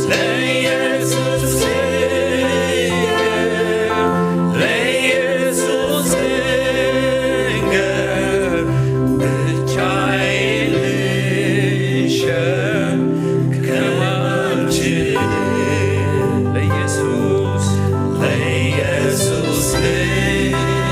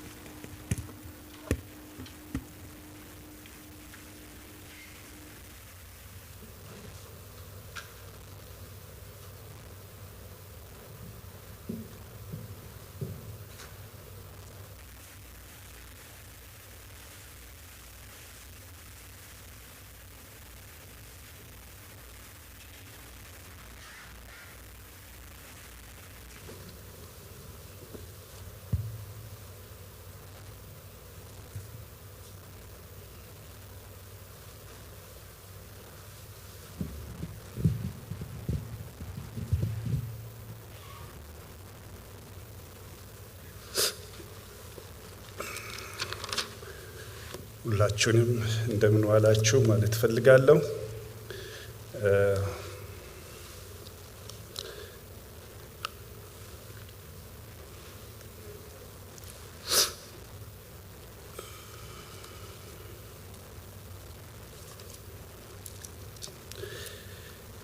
የእግዚአብሔርን ቃል አብረን ከማንበባችን በፊት ወንድሜን ኃይለየሱስን እንደዚሁም እህታችን ፋሲካ እንዲሁም መላ ቤተሰብ የደረሰባችሁ ፈተና፣ ክብደት፣ የያዘናችሁ ጥልቀት እንዲሁም ደግሞ የእግዚአብሔር የጸጋውን ጉልበት በቅርባችሁ ካዩት ሰዎች መካከል አንዱ ነኝ። እግዚአብሔር ፍጹም መጽናናት ይሁናችሁ ማለት ፈልጋለሁ። በዚህ ስርዓት ላይ የተገኛችሁ እንደዚሁም በቀጥታ ስርጭት በአሁኑ ሰዓት እየተከታተላችሁ ያላችሁ እድሉን ደግሞ አግኝታችሁ ለመካፈል ያልቻላችሁ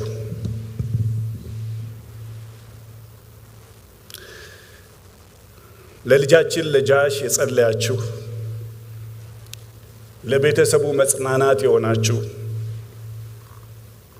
በምትችሉት ሁሉ አብራችሁን ለቆማችሁ በቤተሰብና በቤተ ክርስቲያናችን ስም ሆኜ እግዚአብሔር ይስጥልን ማለት ፈልጋለሁ።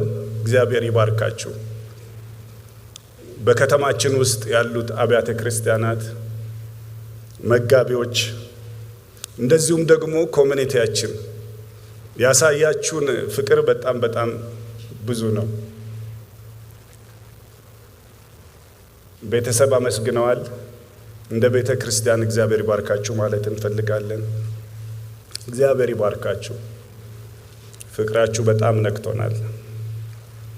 አሁን የጌታን ቃል አብረን እናነባለን። ሁላችንም በእግሮቻችን እንቆምና ስክሪኑም ላይ ስለምታገኙ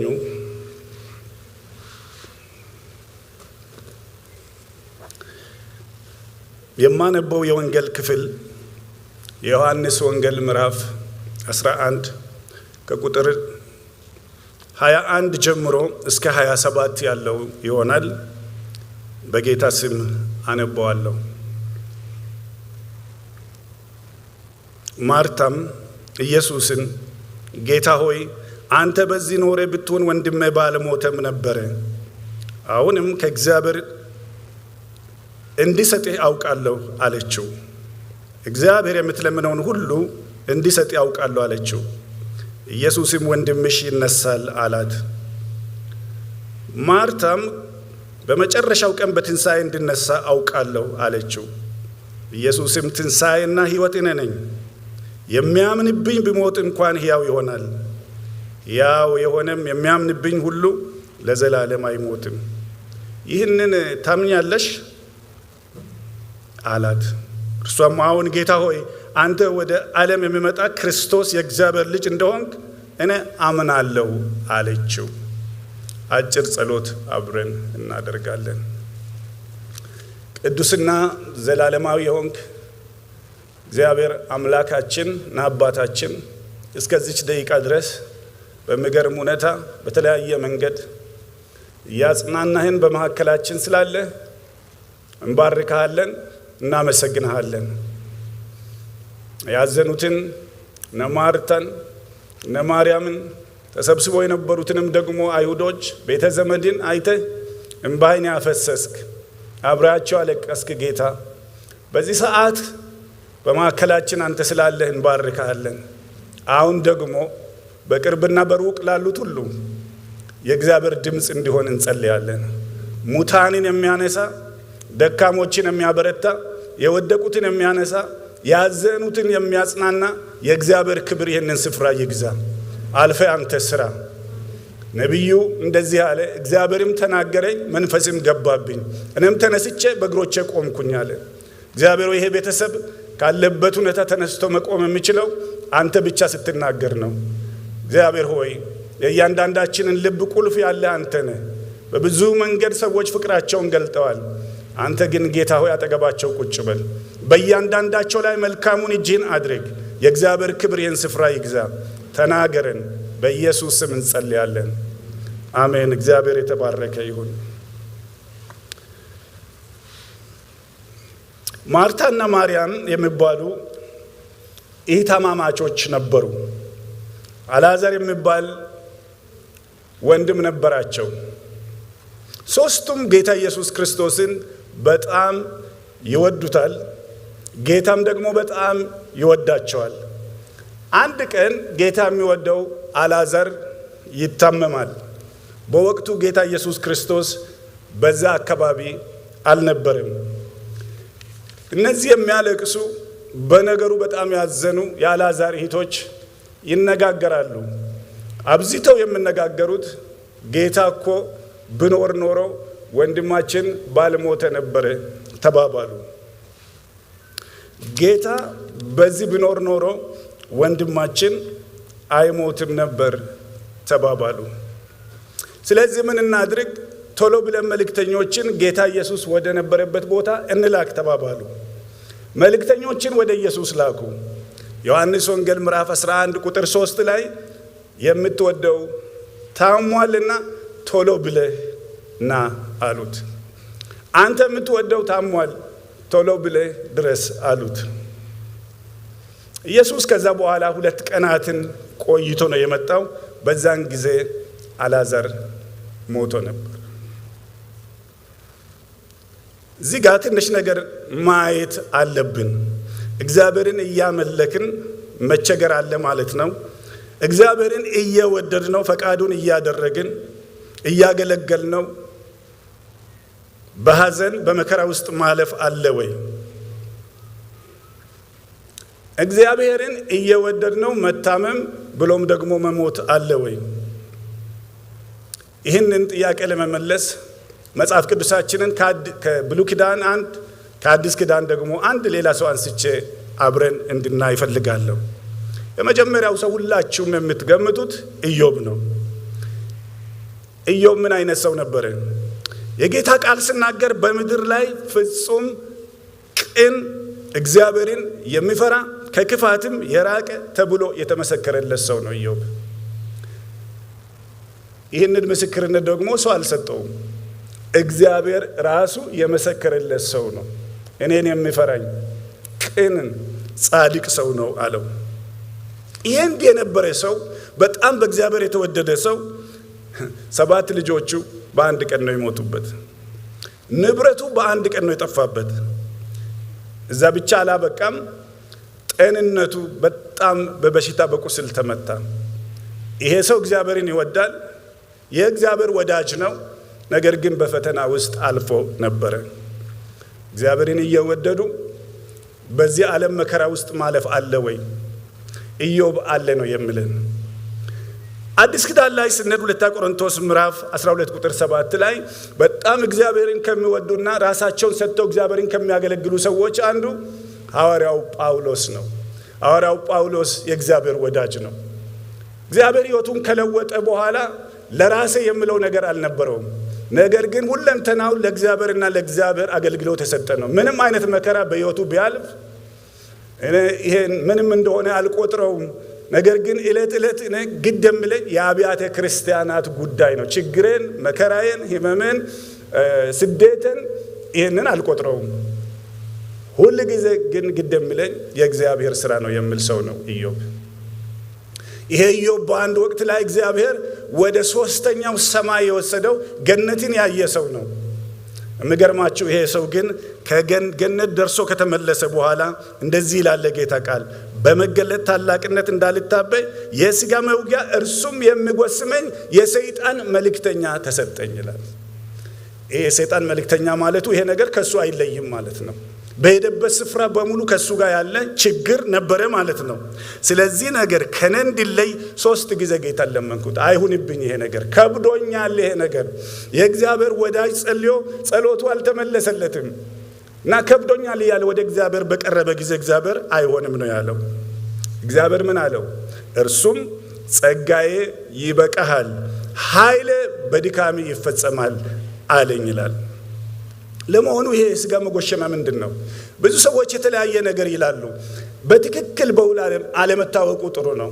ምክንያቱም ዛሬ በሐዘን ውስጥ የምናልፍ ሰዎች የጳውሎስን ሕይወት የተቸገረበትን ነገር አስበን የራሳችንን ችግር ከዛ ጋር ማየት ስለምንችል ባጭሩ በብሉይ ኪዳንም በአዲስ ኪዳንም የእግዚአብሔር ሰዎች የሆኑ በዚህ ዓለም መከራ ውስጥ እንደሚያልፉ የእግዚአብሔር ወዳጅ ሆነው መቸገር እንዳለ ከእግዚአብሔር ቃል አሁን አይተናል። ወንድማችን ኃይለየሱስ እና እህታችን ፋሲካ በጣም የተመሰከረላቸው ራሳቸውን ለእግዚአብሔር ቤት አገልግሎት የሰጡ ሰዎች ናቸው። ይሄ እንዱ ኦኬዥኑ ይሄ ስለሆነ የምንናገረው ነገር ሳይሆን እነሱም የሚያውቁት ህብረታችን የሚያውቀው ቅዱሳን የሚያውቁት አንዳች ነገር ለራሴ ብሎ ወደ ኋላ የማይሉ ሁሉ ጊዜ እግዚአብሔር ቤት ስራ ሲሰራ የሚወዱ ሰዎች ናቸው። ለምንድን ነው በዚህ ውስጥ ያለፉት? ይህ ነገር በሆነ ጊዜ ግን ልጃችን ጆሹዋ እዚህ አደጋ ውስጥ ወድቅ እናቱና አባቱ ቤተሰብ በሙሉ ቤተክርስቲያን በቅርብና በሩቅ ያሉ ወገኖች አብረን ነው ወደ እግዚአብሔር የጮህ ነው። ጸሎታችን የነበረው ልጃችንን ጆሹዋን አስነሳለን። እግዚአብሔር ሆይ ፈጥነ ድረስ ካለበትና አንድ ነገር አድርገ ይህንን ነገር ለውጥ ብለን ወደ እግዚአብሔር ጸልየናል። እንዳውም ጸሎታችን አንተ ኮሱም ብታስነሳ በዓለም ሁሉ ትከበራለህ ትታወቃለህ፣ ስለዚህ ትንሣኤ ስጠው አስነሳው፣ ከዛ በኋላ ስም ይጠራል ብለን ወደ እግዚአብሔር ብዙ ጸለይን። እግዚአብሔር ግን የሚያደርገውን የሚያውቅ አምላክ ነው። አንዳንድ ነገሮች ከኛ ቁጥጥር ውጪ ሆኑ ማለት ከእግዚአብሔር ቁጥጥር ውጪ ሆኑ ማለት አይደለም። እንዳውም ጌታ ኢየሱስ ክርስቶስ ከነበረበት ቦታ ሲመጣ አንድ ነገር ተናገረ። ምን ነበር ለደቀ መዛሙርቶቹ የተናገረው? በዚያ አለመኖሬ እንዳውም ደስ ይለኛል ነው ያለው። አለመኖሬ ደስ ይለኛል። ምን ማለቱ ነው? የበለጠ ነገር ማደርገው አለ። ዓለም ሁሉ የሚያውቀው ሰዎች ሁሉ የሚያውቁት ነገር ስላለ አሁን እናንተ በፈለጋችሁት መንገድ አልመልስም ነው ያለው። እግዚአብሔር ጸልየን ለእናንተም ነው፣ በቀጥታ ስርጭት ከሩቅ ሆናችሁ ለምትሰሙም ነው፣ ገና ለብዙ ዘመናት በሶሻል ሚዲያ ይሄን መልእክት ለምትሰሙም ነው። እግዚአብሔርን ከልባችን ፈልገን እግዚአብሔር አይሆንም ካለ እግዚአብሔር የበለጠና የከበረ ነገር አለው ማለት ነው። ይሄንን ደግሞ አለው በእግዚአብሔር ፊት በንጽህና በቅንነት ከልባችን አንድን ነገር ጠይቀን እግዚአብሔር አይሆንም ካለ እግዚአብሔር የበለጠና የከበረ ነገር አለው። ኢየሱስ መጣ። ከዛ በኋላ መጣ። ከሰማ በኋላ ቆየ። አልዓዛር ሞተ።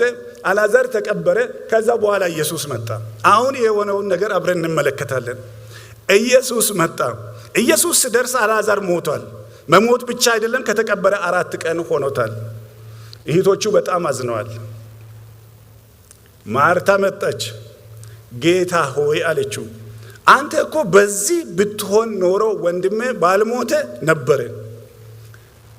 ብዙዎች እንደምንለው ማለት ነው። እግዚአብሔር ካለ እግዚአብሔር ጸሎት የሚሰማ ከሆነ ለምንድን ነው ለውጥ ያልመጣው ልንል እንችላለን። አንተ በዚህ ሆነ ቢሆን ኖሮ ማርታ ባለችው በዚህ ነገር ውስጥ 2 ነገሮች እንድታስተውሉ ፈልጋለሁ። ምን ማለቷ ነው?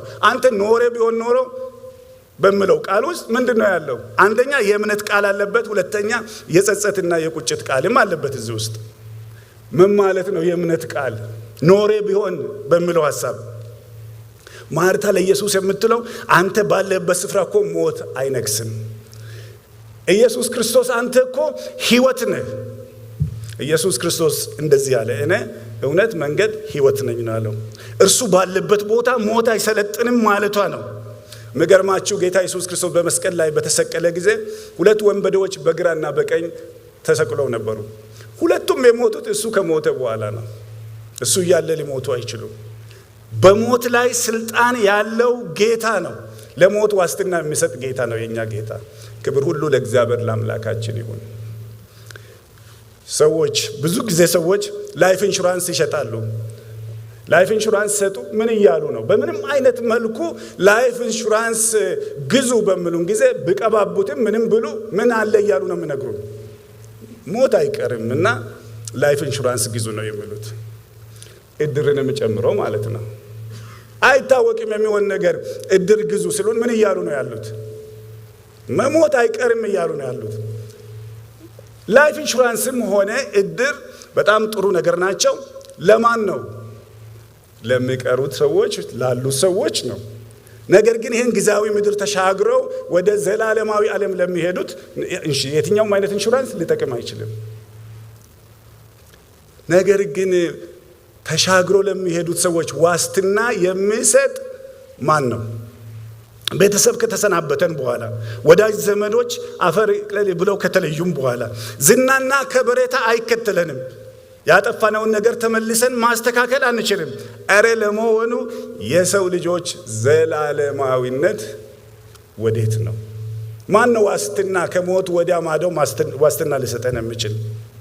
ማርታ አንተ ኖረ ቢሆን ኖሮ በምትልበት ጊዜ እምነቷን ነው የምትናገረው። አንተ እያለ ሞት የለም፣ አንተ የህይወት ራስ ነህ እያለችው ነው ያለችው። በሁለተኛ ደረጃ ግን ያ ብቻ አይደለም። ኖረ ቢሆን ኖሮ ጸጸትም አለበት። ኢፍ ኦንሊ የሚባል ነገር አለ። ብዙ ሰዎች በጸጸት ውስጥ አሉ። በጊዜ ሐኪም ቤት ሄጄ ታይቼ ቢሆን ኖሮ፣ የዘንድሮ ቫኬሽን ቀርቶብኝ ቢሆን ኖሮ፣ መንገድ ቀይሬ ብሄድ ኖሮ፣ አገሬን ባለቅ ኖሮ፣ 5 ደቂቃ ብቻ ዘግይቼ ከቤት ቢወጣ ኖሮ፣ 5 ደቂቃ ብቻ ቀድሜ ቢወጣ ኖሮ ይሄንን አደጋ እኮ አልፈው ነበር። በዚህ ውስጥ የሚኖሩ ብዙ ሰዎች አሉ። ይሄ አደጋ በልጃችን በጃሽ ላይ በደረሰ ጊዜ አባቱ ኃይለየሱስ ከውጭ መጥቶ ከስራ መጥቶ ምሳ ይዞ መጥቶ ከቤተሰቡ ጋር ምሳ በልተው ደህና ሁኑ ብሎ ተመልሰው ወደ ስራ ሄዷል። እናቱ ፋሲካ ደግሞ ታች ከሕፃን ልጇ ጋር አለች። ኃይለየሱስ ሄዶ ስራ ቦታ ሳይደርስ ነው ከመሐከል የተጠራው። ስራ የሄደበት ስራ ሳይጀምር ስልክ መጣ። ቶሎ ብለህ ተመልሰና ተባለ። አሁን እንደ ቤተሰብ ኃይለየሱስ 30 ደቂቃ አርፍጄ ቢወጣ ኖሮ 30 ደቂቃ ቀድሜ እንኳን አርፍጄ ቢሆን ይሄ እኮ ነገር አይሆንም ብል ኢፍ ኦንሊ የሚለው ይሄ ነው። ጠላት አእምሮአችንን ቦምባርድ የሚያደርገው በዚህ ነው። ዛሬ አንድ ነገር እነግራችኋለሁ። በዚህ የወንጌል አገልግሎት ላይ ቢሆን ኖሮ የሚለውን በር በሰይጣን ላይ መዝጋት አለብን። ለምን መሰላችሁ? ወደ ኋላ ተመልሰን አንዳች ነገር ማስተካከል አንችልም። ወደ ኋላ ተመልሰን እሺ ስለ ወደፊቱ እንነጋገር ካልን በእያንዳንዱ ደቂቃ የሚሆነውን ነገር እናውቃለን ወይ?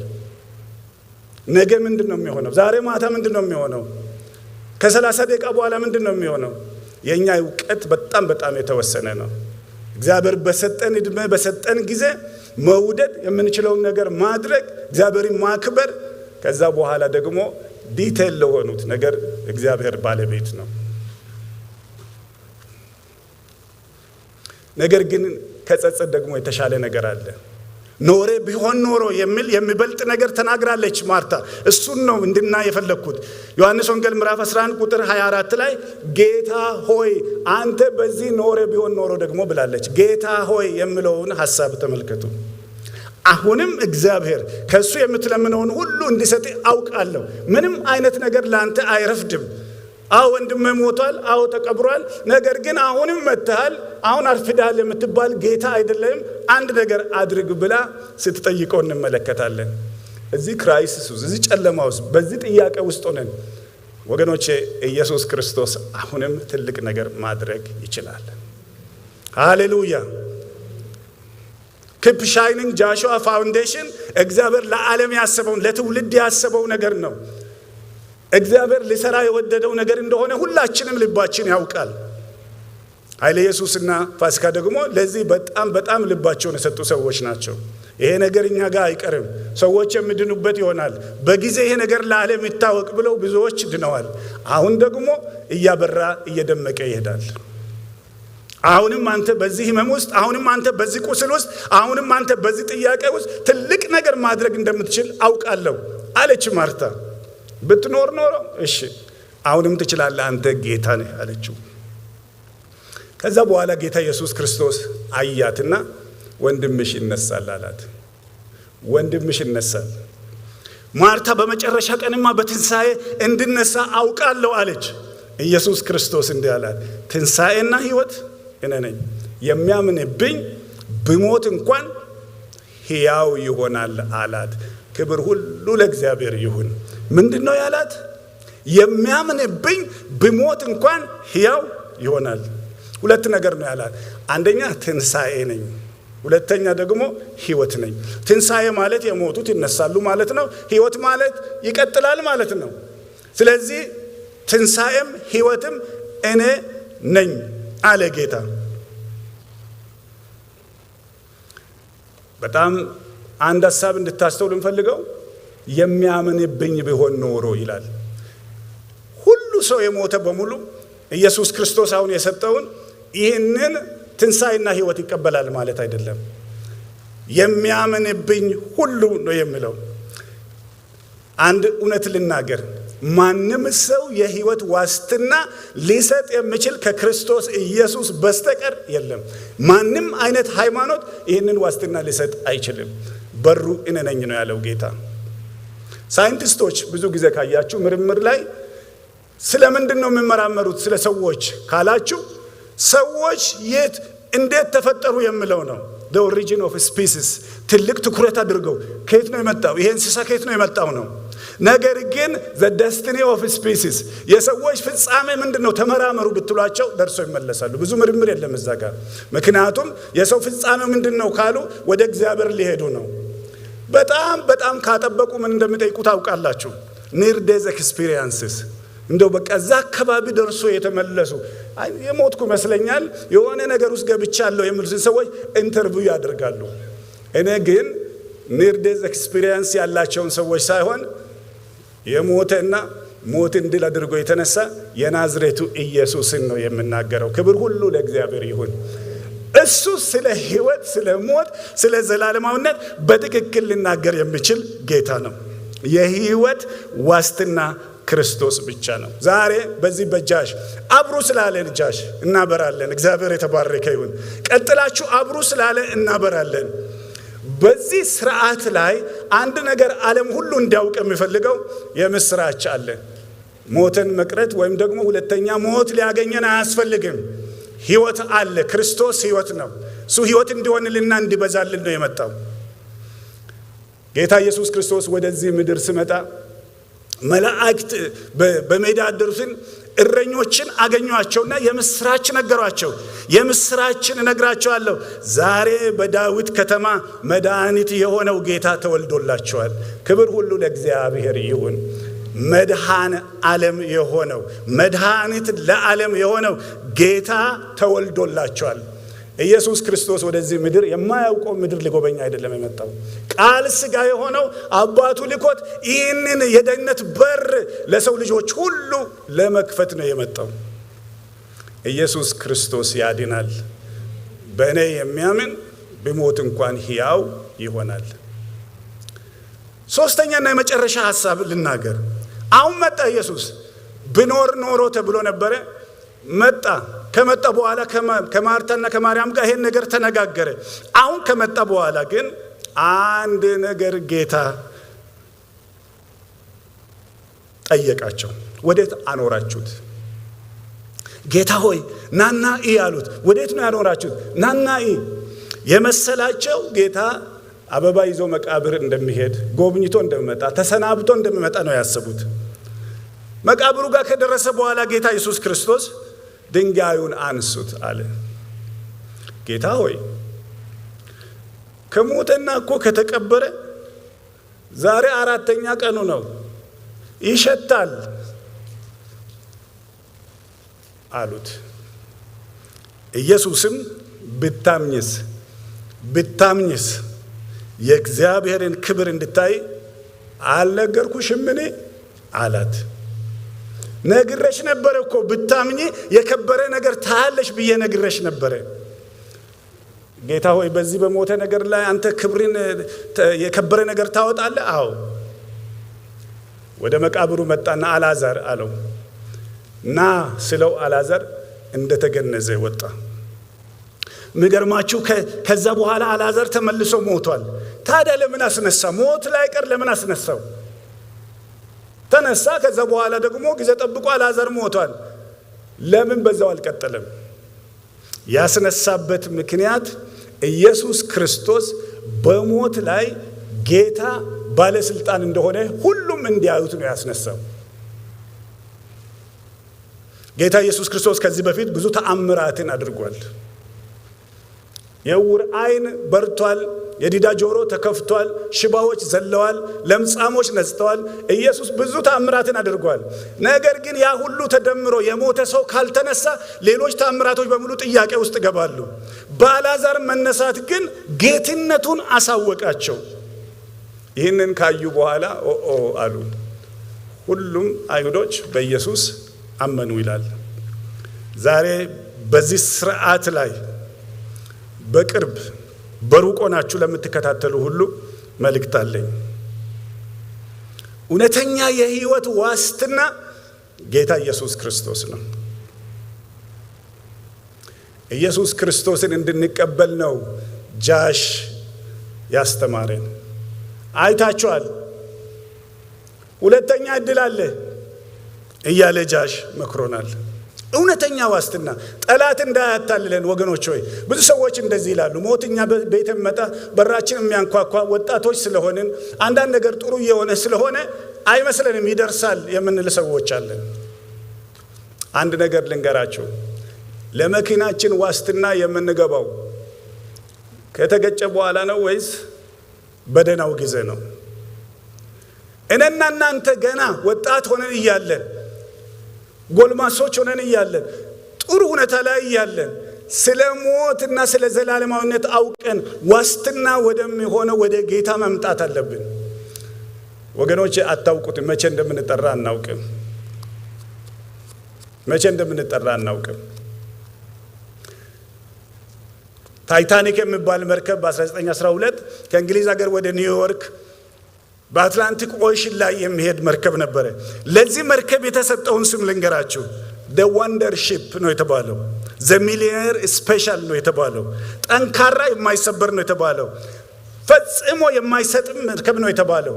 የሚገርማችሁ በጣም ይሄንን ከሰሩ ሰዎች መካከል አንዱ ወደ ኋላ ተመልሰው ሲያጠኑ even God cannot sink this ship ነው ያለው። እንኳን ሰው አምላክ እንኳን ይሄንን መርከብ ሊያሰምጠው አይችልም ነው ያለው። አንዳንድ ጊዜ እንደዚህ ነው በኑሮ። እኔ እንኳን ችግር የለብኝም የምንለው ነገር አለ። ወገኖቼ የማይሰበረው ተሰብሯል፣ አይሰጥም የተባለው ሰጥሟል። ዛሬ እግዚአብሔር በሜጋፎን ጥሪ ያቀርብላችኋል። የኛ ጊዜ ይሄ ነው። ስለዛ መርከብ አንድ ነገር ልናገር። ባለቤቱ ለካፕቴኑ ጥናት አድርገው ያውቃሉ። አትላንቲክ ውስጥ በጣም ብዙ የበረዶ ክምር እንዳለ ያውቃሉ። በዚህ ጊዜ ግን ከባድ አይስበርግ፣ ከባድ የበረዶ ተራራ እንዳለ ሲያውቁ 6 ጊዜ ነው የተደወለላቸው ለካፕቴን ስሚዝ ለሚባሉት። ምን እያሉ? change the course፣ change course፣ ቀጥ ብለህ በዚህ መንገድ እንዳትሄድ፣ ለውጥ መንገድህን የሚል ትዕዛዝ 6 ጊዜ ደርሶታል። በመጨረሻ ላይ አቅጣጫ ለመለወጥ በሚሞክርበት ጊዜ መርከብቷ ያንን የበረዶ ክምር ፊት ለፊት አላገኘችም። ለማዞር ሲሞክር በጎን በኩል ነው ያ የበረዶ ተራራ ያገኘው። አሁን እኔ የምላችሁ እንደ እግዚአብሔር ሰው ወገኖቼ መንገዳችሁን ቀይሩ። በየትኛውም ሁኔታ ሆናችሁ ይህንን መልእክት ለምትሰሙ የእግዚአብሔርን መልእክት አስተላልፍላችኋለሁ። በዚህ መንገድ መቀጠል አትችሉም። ሞት የሚባል ነገር አለ፣ መቼ እንደሆነ አታውቁም።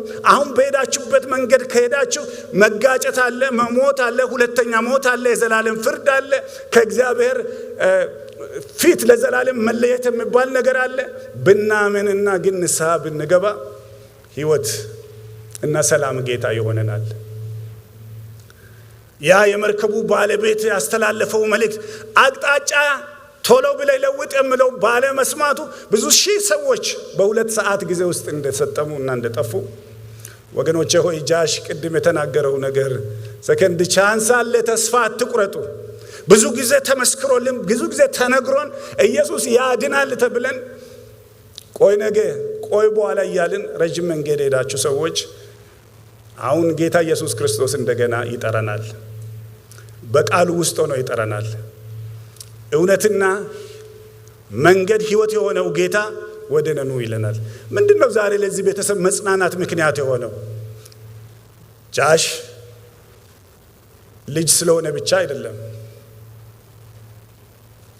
ጃሽ የኛ ቤተክርስቲያን አባል ስለሆነና የምናውቀው ህዝባችን ወገናችን አባል ስለሆነ አይደለም። ጃሽ 100% ከጌታ ጋር እንዳለ እርግጠኞች ስለሆነን ጃሽ ራሱ ስለነገረን ከጃሽ ራሱ ስለሰማን ጃሽ አሁን ከጌታ ጋር አለ ብለን ይሄ ሐዘኑ እንዳለ ሆኖ እግዚአብሔርም ቤተሰብ እጃቸውን ይዞ በፊታቸው ይወጣል። እግዚአብሔር የተባረከ ይሁን። እሱ እንዳለ ሆኖ ግን ተስፋ አለ፣ እንገናኛለን የሚል ተስፋ አለ።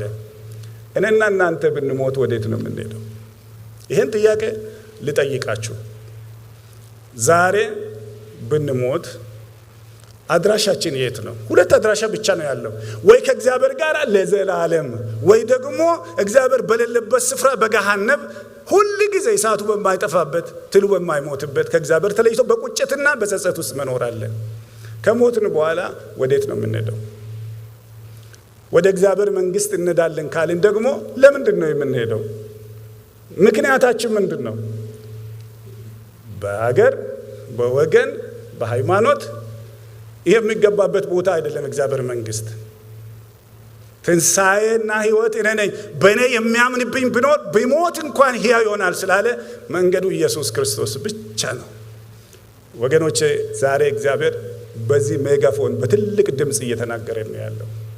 አንድ ታላቅ እግዚአብሔር ሰው እግዚአብሔር በደናው ጊዜ ቀስ ብሎ ይናገራል፣ እንደዚህ በመሰለ በሐዘን ጊዜ ግን ሰው ሁሉ ሊሰማ በሚችልበት ድምፅ ጮሆ ይናገራል አሉ። ለመጀመሪያ ጊዜ አይደለም ስለ ኢየሱስ ጌትነት የሰማነው፣ ግን ምናልባት ደና ሁኔታ ላይ ያለን ስለመሰለን አልሰማነው ይሆናል። ዛሬ ግን በልጃችን ምክንያት ሁላችንም ጆሮአችን ተከፍቷል። ኢየሱስ ይጠራናል። ወደ ሃይማኖት አይደለም፣ ወደ ሆነ ቤተ እምነት አይደለም እየተጠራችሁ ያላችሁት ወደ ኢየሱስ ነው። ኢየሱስ ክርስቶስ ነው ወደ እኔ ነኝ ሕይወት ይለናል። እግዚአብሔር አምላክ አብዝቶ ይባርካችሁ። አጭር ጸሎት እንጸልያለን። በቀጥታ ስርጭትም የምትካፈሉ ምናልባት የእግዚአብሔርን ቃል ሰምቻለሁ፣ ኢየሱስን መከተል እፈልጋለሁ፣ በዚህ በጃሽ ስርዓት ላይ የእግዚአብሔርን ቃል ሰምቻለሁ፣ ጌታን መከተል እፈልጋለሁ የምትሉ አሁን እየተላለፈው ባለው በዩቲዩብ በፌስቡክ ሁላችሁም ምልክት ስጡን። ስልካችሁን ተውልን፣ ደውሉልን። ባላችሁበት ስፍራ ኢትዮጵያ ቢሆን፣ ሳውዝ አፍሪካ ቢሆን፣ አውስትራሊያ ቢሆን፣ ዩሮፕ ቢሆን፣ አሜሪካ ቢሆን በየትኛውም ቦታ ያላችሁ እዛ አካባቢ ካሉት አብያተ ክርስቲያናት ጋር እናገናኛችኋለን። አሁን ግን ይደወልልኝ ኢየሱስ ክርስቶስን መከተል ፈልጋለሁ የሚል ምልክት እንድትሰጡን ጠይቃችኋለሁ። ጌታ ሆይ ስለ ጃሽ ሕይወት እናመሰግናለን። የበራ ብርሃን አለ። ያንን ብርሃን እግዚአብሔር ሆይ እንደ ጉባኤ እንደ ቤተ ክርስቲያን ቀጥለን ጌታ ሆይ እንድናበራ ጸጋ እንድታበዛልን እንጸልያለን። ይሄ ህመም ሰዎች የሚድኑበት ህመም ነው። ይሄ ችግር ሰዎች ጌታ ነፃ የሚወጡበት ችግር ነው። ትውልድ የሚተርፍበት ችግር ነው። ለዚህ ደግሞ ወንድማችንን ኃይለየሱስን ጌታችን ፋሲካን አስታጥቃቸው፣ አበርታቸው። እስከዚህ ድረስ ደግሞ ረድተሃቸዋል። ክብር ሁሉ ላንተ ይሁን። ለነገውም ደግሞ አንተ አለ። ከፍ እናደርግሃለን። ስለሰማነው የሕይወት ቃል ተመስገን። በኢየሱስ ክርስቶስ ጌታ ስም አሜን። እግዚአብሔር ይባርካችሁ። አሁን ወንድሜን ኃይለየሱስን እንደዚሁም ደግሞ ጌታችን ፋሲካን ወደዚህ ጠራቸዋለሁ።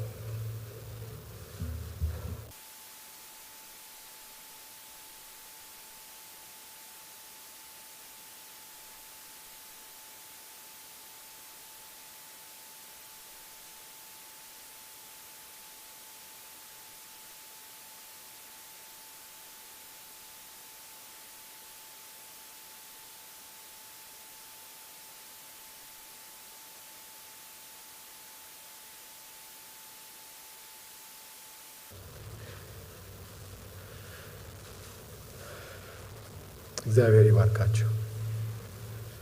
ኢየሱስ ክርስቶስ ጌታ ነው። ኢየሱስ ክርስቶስ ጌታ ነው። ኢየሱስ ጌታ ነው። እግዚአብሔር አምላክ ደግሞ መልካም አምላክ ነው። የጌታን አዳኝነት ተጠራጥሬ አላውቅም በዘመኔ በሕይወቴ ማለት ነው። እግዚአብሔርን ሳገለግል አወዝ 16-15 ዓመት ነበር ጌታን የተቀበልኩት። እሺ ይቅርታ፣ በ15 ዓመቴ ነው ጌታን የተቀበልኩት እና በዚህ ዘመኔ ጌታ አያደርግም የሚል ጥርጣሬ በህይወት ዘመኔ ኑሮም አያውቅም። ኔቨር ማለት ጥያቄን የሚመልስ አምላክ ነው ሁላችንም እንደምናምነው ማለት ነው። ለዚህ ነው የምንጸልየው። ግን አንድ የረሳዋት ፓርት እንደ ፈቃዱ አንዳች ብንለምን ይሰማናል የሚል እግዚአብሔር ጥያቄ የእግዚአብሔር ቃል ነው። ያቺ ቃል አትዋጥልንም። ለምን? የምንፈልገው ነገር ስላለ። ጌታ ኢየሱስ በማቴዎስ ወንጌል መጨረሻ ላይ በስቃይ ያለ በጣም በስቃይ ያለ ወደ ምድር ተደፋ ይላል። እሱን ቃል አሁን ነው በደንብ ያስተዋልኩት። ተደፋ ይላል። በግንባሩ ተደፍቶ ለመነው ጌታን፣ ብትወድስ ይቺ ጽዋ ከኔ ትራቅ ብሎ ለመነው። እንግዲህ እንደ ጌታ የሚጸልይ በምድር ላይ ያለ አይመስለኝም። የፈለገ ጸሎት እምነት በልባችን ቢኖር ከጌታ ኢየሱስ የበለጠ የጸሎት ኃይል ያለን አይመስለኝም። አምላካችን እግዚአብሔር ግን በዛ ሰዓት ላይ መልሱን አልመለሰለትም። እንዳውም ፊቱን አዞረበት ይላል። ወደ መስቀል ሄደ። ለምን? አባታችን እግዚአብሔር ከመስቀሉ ጀርባ ያለውን የእኛን ፍሬ ያይ ስለነበረ ነው። እኛ የምናየው ፊት ለፊታችን ያለውን ነው። ጌታም በሰውኛ በእኛ እይታ በዛ ሰዓት ፊት ለፊት ያለውን መስቀሉን አይቶ ነው፣ መከራውን አይቶ ነው። እኔ ልጄ ቢነሳ ቅድም ፓስተር ሲናገር የነበረው እውነት ነው። በዛ አይሲዩ ሩም ሆነን የምናለቅስ የነበረው ተነስቶልህ የራሳችን ፕላን አለ፣ እግዚአብሔርን የምናከብርበት ፕላን ብለን የያዝ ነው። መድረክ ላይ ቆመን ልጃችንን ይዘን እኔ በዊልቸርም ሆነ በምን በፈለገው መንገድ ብቻ ነቅቶልኝ ይዤው መጥቼ በዓለም ዙሪያ ዙሬ እግዚአብሔርን ስም አከብራለሁ የሚል የራሴ አጀንዳ ነበረኝ። እግዚአብሔር በዛ ብቻ የሚከበር መስሎ ስለታየ ማለት ነው። ከሱም ብቻ ሳይሆን ሰልፍሽም ስለነበርኩ ልጄንም ስለፈለኩ ነው። ጆሽ በቀደም ትናንትናም የሆነ ቦታ ተናግሬያለሁ፣ የዩዝ ፕሮግራም ላይ ተናግሬያለሁ። የተለየ ልጅ አይደለም። እውነቴን ነው የምናገረው፣ ለመናገር ሳይሆን ጆሹ የተለየ ልጅ አይደለም። ማለት ለእኔ ልጄ ነው፣ ለዓለም ግን እንደዚህ ሊከብድበት የሚገባ ልጅ አይደለም። ከሱ የበለጠ ከልጃችን የበለጠ በጣም በስቃይ ህይወታቸውን ያጡ ቤተሰቦች እንዳሉ አውቃለሁ። ይሄ ደግሞ ግልጽ ነው። ምንም ወሻወሻው ነገር አለ መስሪው ከኛ የበለጠ ከዚህ ከታየው ሲቃ የበለጠ ሲቃ ውስጥ የሚያልፉ ቤተሰቦች አሉ።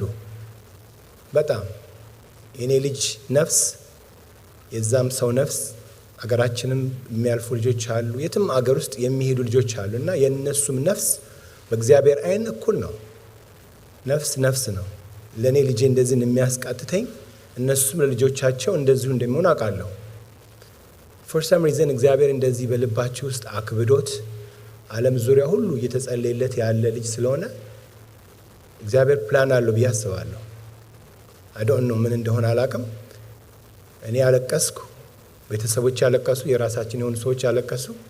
ግን በዓለም ዙሪያ እንደዚህ ሄቪ ዌይት ያለው ስብራትና ጸሎት መሆኑን ሳይ ደግሞ እጽናናለሁ በጣም። ሁ አማይ ገባችሁ? ሁ አማይ ምንም የተለየው ሰው አይደለሁም። የተለየ እንደዚህ አቴንሽን የሚገባኝም ሰው አይደለሁም። ግን አምላኬ እግዚአብሔር አገዘን፣ በጣም አገዘን፣ በጸሎት አገዘን፣ አበረታን። በያሉበት ነው በፌስቡክ በሜሴንጀር በምናምን ይልኩልኛል፣ አይዞ በርታ እያሉ ማላቃቸው አውርቻቸው ማላቀው ህፃናቶች ቪዲዮ እየቀረጹ ይልካሉ፣ ድምጻቸውን ይልኩልናል፣ ያበረታቱናል።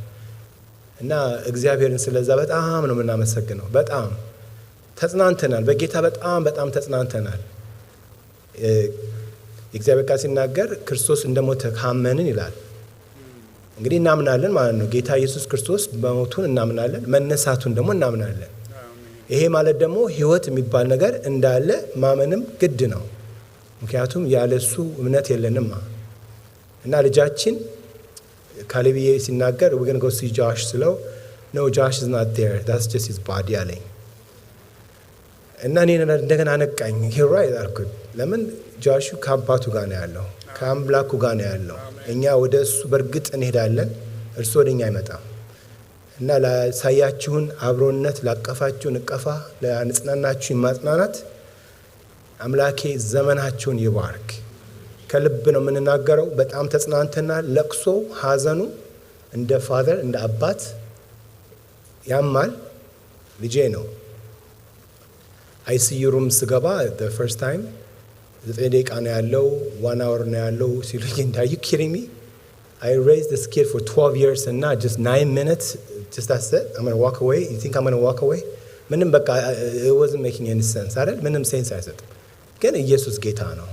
9 ደቂቃ 19 ቀን ሆኖ ለማስታመም ለማቀፍ ዘይት እየቀባው every night ነው ማድረው ልጄ ጋር ዘይት እየቀባው እየጸለይኩ ቅዱሳኖች ሁሉ እየጸለዩለት ነበር።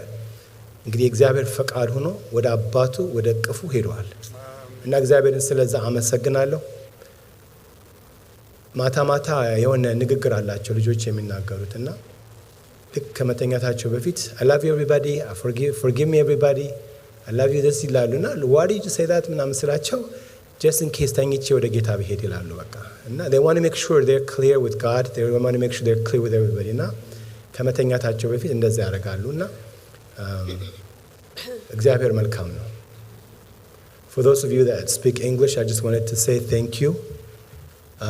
I was just expressing who am I as a person. I am nobody. I'm just any ordinary person.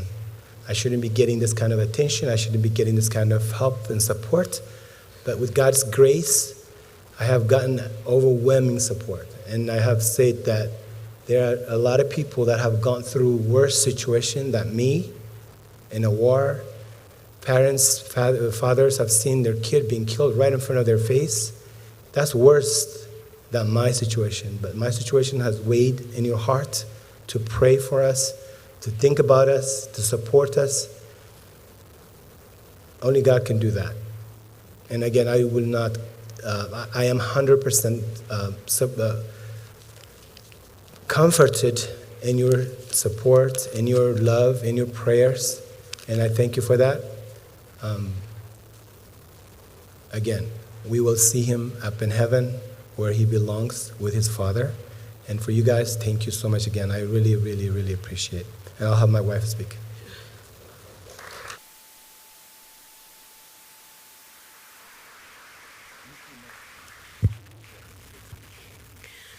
የዘላለም አባት እግዚአብሔር ይባርካችሁ። ይሄንን በተለያየ ምክንያት የምታዩ ባለም ዙሪያ ሁሉ ያላችሁ ከኛ ጋር ባለፍንበት መከራ ሁሉ የኛን መከራ የራሳችሁ አድርጋችሁ አንብታችኋል፣ አልቅሳችኋል፣ ብዙ ጸልያችኋል። እግዚአብሔር ስሙ ይባረክ። ጆሺዬ በዚህ በሚያልፍበት በዚች 19 ቀን ውስጥ ሰውን ሁሉ አንድ አድርጓል። ሁሉንም እንደየሃይማኖቱ እግዚአብሔርን ፈላጊ አድርጎታል። የጸሎትን ሪቫይቫል አስነስቷል። በቃ ጌታ መልካም ነው። አሜን። እግዚአብሔር መልካም ነው። የሚሰራውንም እግዚአብሔር ያውቃል።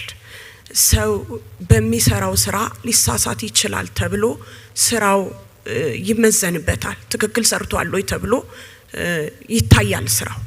እግዚአብሔር ግን በስራው ፍጹምና ጻድቅ ነው። ለምንና እንዴት የማንለው አባታችንን ስለምናቀው ነው። በእኛ ላይ በፍጹም ክፉ ሐሳብ የለውም። ክፉ ለመልካም የሚቀየር ጌታ ነው። ስለዚህ በእግዚአብሔር እጅግ ተጽናንተናል። እናንተኛን ለማጽናናት ብቻ ሳይሆን የመጣችሁት እኛ ደግሞ እዚህ የቆምነው እኔ በበኩሌ እናንተንም ለማጽናናት ነው። ምክንያቱም የኛ ሐዘን ውስጣችሁ ስላለ ኢየሱስ ዛሬም ጌታ ነው። የሚያድን አባት ነው። የዘላለም ጌታ ነው። ስሙ ይባረክ። አንድ ሐሳቤን ሁለት ሐሳብ ላይ መናገር እፈልጋለሁ። ቅድም ባለቤቴ ጠቀስ ያደረገው ነበር። ኢየሱስ ክርስቶስ እንደሞተና እንደተነሳ ካመንን ይላል መጽሐፍ ቅዱስ። ካመንን የሞቱትን ደግሞ ሊያስነሳቸው እንደሚችልና እንደሚያመጣቸው እናምናለን። ስለዚህ ምን ይላል መጽሐፍ ቅዱስ ላይ? ተስፋ እንደሌላቸው እንደሌሎች ደግሞ እንዳታዝኑ። ለምን አናዝንም? ልጃችን ምክንያቱም የተስፋችን ጥግ ኢየሱስ እንጂ ልጃችን አይደለም። ጥጋችን የሆነ ኢየሱስ ጋር ልጃችን ሄዷል። እንዴት አናዝንም? እንደ ሰው እናዝናለን። እንደ እናት የኔ ፔን ይገባቸዋል። ብዙ መከራ ያሳደግኩበትን ሄድኩበትን ነገር ላስለቅሳችሁ አይደለም እዚህ ቆምኩት ተስፋ ያደረግነውን ኢየሱስን ግን ልነግር ቆሜያለሁ ስለዚህ ተስፋችን ወደ ሆነው ኢየሱስ ስለሄደ በዚህ ደስ ይለኛል በመንገዴ የልቤ ስብራትና ህመም ተፈውሶ አይደለም ይሄን መነግራችሁ የሚፈውሰኝ ጌታ ግን ከኔ ጋር ስላለ ነው መነግራችሁ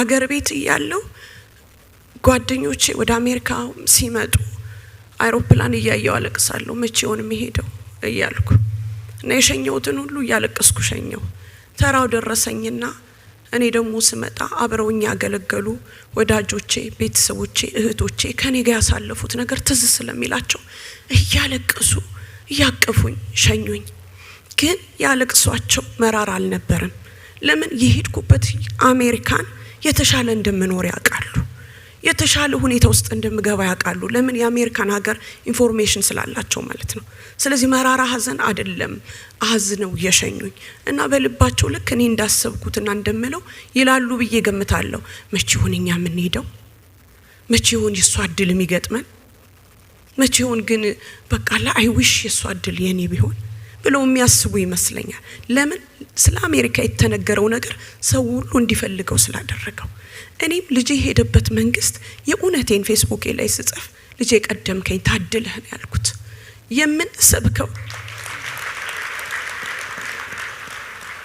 የምንሰብከውና የምንኖርለት ወንጌል መግቢያው ይሄ ነው አካል እዚህ ይቀራል ያ ሰላም በጉ ራሱ ብርሃን የሆነባት ከተማ በቃ ሞት የሌለበት ዋይታ የሌለበት ሀዘን የሌለበት በቃ በዚህ ምድር ብቻ ተስፋችን ከሆነ ከሰው ሁሉ አብዝተን ሞኞች እንደሆነ መጽሐፍ ቅዱስ ይነግረናል ነገር ግን እዛ ለምንሄደው የምንናገረው ወንጌል የምንሄድበት መንገድ ይሄ ነው ስለዚህ እኔ ልጄ ሞተ የሚል መራራ ሀዘን የለኝም ቀደምከኝ ነው እንደውም ሆስፒታል ሆኜ ምን አልኩ መሰላችሁ የየያልኩ ጸልያለሁ ያነበው ይቀበቀን እየዋልኩ አነባለሁ እንደናት መልስ አልፈቅድም ጌታ አንድ ቀን ግን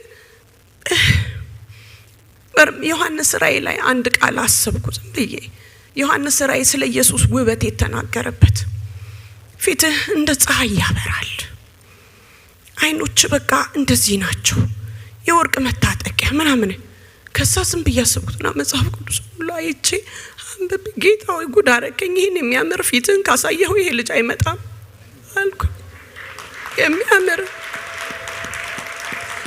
እንደ ፀሐይ የሚያበራው ፊትህን ካየጆሽ አይመጣም አልኩ ዝም ብዬ ቃሉን አሰብኩት አይኖቹ እንደነበልባል የሆኑ በቃ በወርቅ መታጠቂያ የታጠቀ የሚያምር ፊት ያለው ውይ በቃ አይመጣም ጌታው ያመጣ ይሄ የሚያምር ፊትህን ካሳየው አይመጣም አልኩ አሳይቶት ነው ጆሽዬ ይወደዋል ኢየሱስን ስለሚወደው ደራሱ ሄዷል ሌላ ደግሞ እንደዚህ ይላል መጽሐፍ ቅዱስ ላይ ይሽሩን ሆይ በሰማያት ላይ ለረድኤት በደመናት ላይ በታላቅነት እንደሚሄድ እንደ እግዚአብሔር ያለ ማን አለ እንደ እግዚአብሔር ያለ ማን አለ መኖሪያ የዘላለም አምላክ ነው የዘላለም ክንዶች ካንተ በታች ናቸው ይሄንን ሙሴ ሲል የለፋበት ህዝቡን ሲመራ ብዙ ዋጋ ይከፈለበት እገባበታለሁ ያለውን ርስት ወርሶ አይደለም እንደውም እግዚአብሔር አሳየውና አትገባም ሲለው ሁሉንም ሰብስቦ ባረካቸውና አንድ ነገር ልንገራችሁ እኛ ብንሆን ልንልም እንችላለን ይሄ ሁሉ ዋጋ ይከፈልኩበትን እግዚአብሔር እዚህ ጋር ሲደርስ አትገባም አለኝ እንዴት ነው እዛ ጋር የምታምኑት ልንል እንችላለን ነገር ግን ጥግ ያየ ሙሴ ምን አለ እንደ እግዚአብሔር ያለ ማንም የለም እኔ የለመንኩትን ባይሆን የለፈውበትን ነገር ባላገኝ የጸለይኩት ነገር ባይመለስ ዛሬም የምነግራችሁ እንደ እግዚአብሔር ያለ ማንም የለም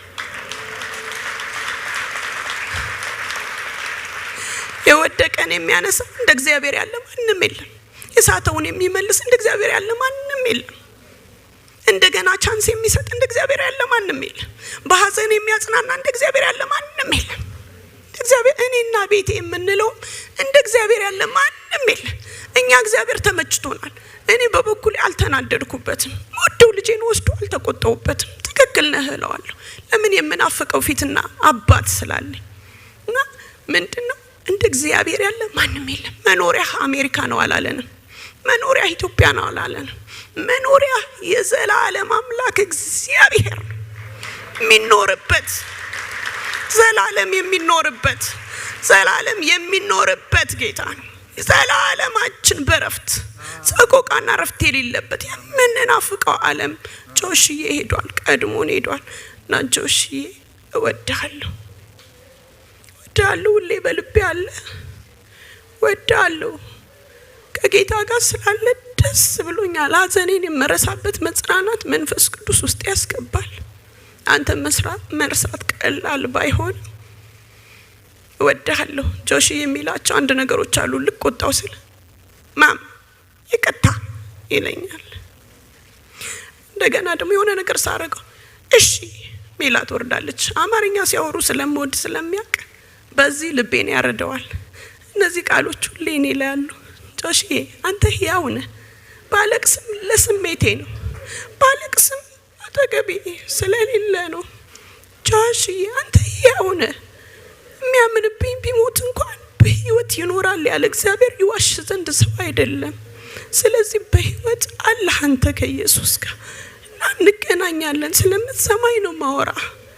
እሺ የምናምነው ጌታን አብረን እናመልካለን። ኢንጆይ አርግ። ከእግዚአብሔር ጋር ነህ። ተባረኩ። ወዳችኋለሁ። እግዚአብሔር ያክብራችሁ።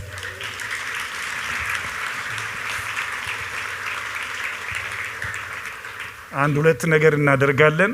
አጠገባችሁ ያለውን ሰው ጃሽ ቀጥልና አብራ በሉት። ጃሽ ኪፕ ሻይኒንግ በሉ። አጠገባችሁ ያለው ሰው ኪፕ ሻይኒንግ። ሁለተኛው ነገር ደግሞ አንድ ጊዜ እንቆምና እጆቻችን ወደ እነሱ ዘርግተን እንጸልያለን። ከዛ ፓስተር ኤርሚያስን ወደዚህ ጋብዛለሁ። ሁላችንም እጆቻችንን እንዘርጋ። እነዚህ ለትውልድ የተጠሩ ሰዎች ናቸው። ገና ይሄዳሉ። እውነቱን ለመናገር ኃይለየሱስና ፋሲካ አንድ ያልሆነ ካልቸር ወይም ደግሞ ትራዲሽን ዛሬ ሰብረዋል። እምነት እንደዚህ ነው። እናለቅሳለን፣ እናዝናለን። ቤተሰቦቻችን ሲሄዱ በጣም የሚጎዳ ሀዘን አለ። ግን ደግሞ በልክ ነው። ተስፋ እንደሌላቸው አናዝንም። ይሄው አንድ ነገር ተሰበረ። አሁን ደግሞ ይሄንን የጃሽን ለገሲ ይዘው ወደ ልጆቻችሁ ወደ ትውልድ ሁሉ ወደ ዓለም ዙሪያ ይሄዳሉ። እጆቻችሁን ወደ እነሱ ዘርጉና ጭር ጸሎት እናደርጋለን። ጌታ ሆይ ኢየሱስም በመንፈሱ ሐሴት አደረገ ይላል። ኢየሱስ ደስ ይለዋል። ዛሬ በእነዚህ ቤተሰብ ደስ ብሎታል። ልጆቼ አከበራችሁኝ። በደህና ጊዜ ብቻ ሳይሆን በመከራ ጊዜ፣ በዚህ ጊዜ እንኳን ኢዮብ እግዚአብሔር ሰጠ፣ እግዚአብሔር ደግሞ ነሳ፣ እግዚአብሔር ስም የተባረከ አለ የሚለውን ከመጽሐፍ ብቻ ሳይሆን የተጻፈውን በሚኖሩ ሰዎች ጌታ እግዚአብሔር አይተናል። ክብር ሁሉ ላንተ ይሁን። ለዚህ ደግሞ እኛ ምስክሮች ሆነናል። ጌታ እግዚአብሔር ይሄ ብርሃን ቀጥሎ ይብራ፣ ይሄ ብርሃን ቀጥሎ ይሂድ። በቀጥታ ስርጭት ጌታ ሆይ በሚያዩት ሁሉ አልፎ ይሂድ። በኢየሱስ ክርስቶስ ስም እንጸልያለን። አሁን ይሄን ቤተሰብ ላንተ ሰጠን። እጃቸውን አንተ ያዝ፣ አብራቸው አንተውን ተመክተውብሃልና ጌታ ሆይ አንተ ባጠገባቸው ሁን።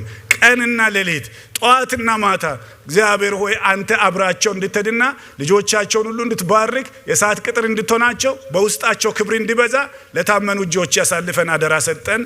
በኢየሱስ ክርስቶስ ጌታችን ስም አሜን። እግዚአብሔር ይባርካችሁ። ትቀመጣላችሁ። ፓስተር ኤርሚ ወደ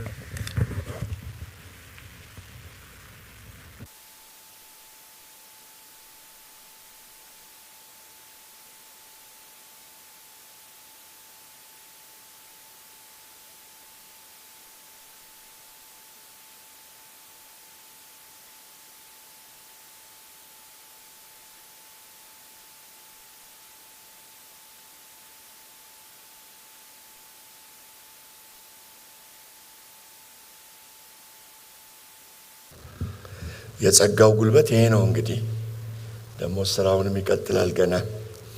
ፋሲካዬ we love you፣ ኃይልሻ we love you። አብረናችሁ ነን ያለነው። እግዚአብሔር ይባርካችሁ። ትንሽ ሃውስኪፒንግ መናገር እፈልጋለሁ። ምንድነው የምናደርገው? ዘማሪዎች ይዘምራሉ። ሲዘምሩ አሸሮች መጣው ያግዙናል። ከዛ እንወጣለን። ቤተሰብ እንዲወጣ ፍቀዱ። ወደ ቀብር ስፍራው ስንሄድ ቦታው ይሄን ሁሉ ሰው አካመዴት ለማድረግ ፓርኪንግ አይበቃም። ስለዚህ 5-5-6 ሆናችሁ ካርፑል ብታደርጉ ይጠቅመናል። እዛ አጭር ሰርቪስ እናደርጋለን። ከዛ ደግሞ ግብአተ መሬቱን ደግሞ እናደርጋለን። ምናልባት ካለው ነገር አሁን ቤተሰብን ሰላም ለማለት አይመችም። ስለዚህ እነሱ እንዲሄዱ ብንፈቅድ በኋላ ጊዜ ይኖረናል። ከቀብሩም በኋላ እንደዚሁ ደግሞ ቀብሩን ፕሮግራም ከጨረስን በኋላ የምሳ ጊዜ በኢቫንጀሊካል ቸርች ተዘጋጅቷል። እንግዲህ ቦታው ቢበቃም ባይበቃም ጋብዣችኋለሁ ሁላችሁም እንድትመጡ እና አብረን ከቤተሰብ ጋር እንሆናለን። እግዚአብሔር ይባርካችሁ። This time I will invite the poor bearers to come maybe and stand here. Once the song is done, we can proceed to the burial place. God bless you. ስለዚህ መዘምራን ይዘምራሉ፣ ትንሽ እንቆያለን፣ ከዛ ተያይዘን እንሄዳለን ሁላችንም።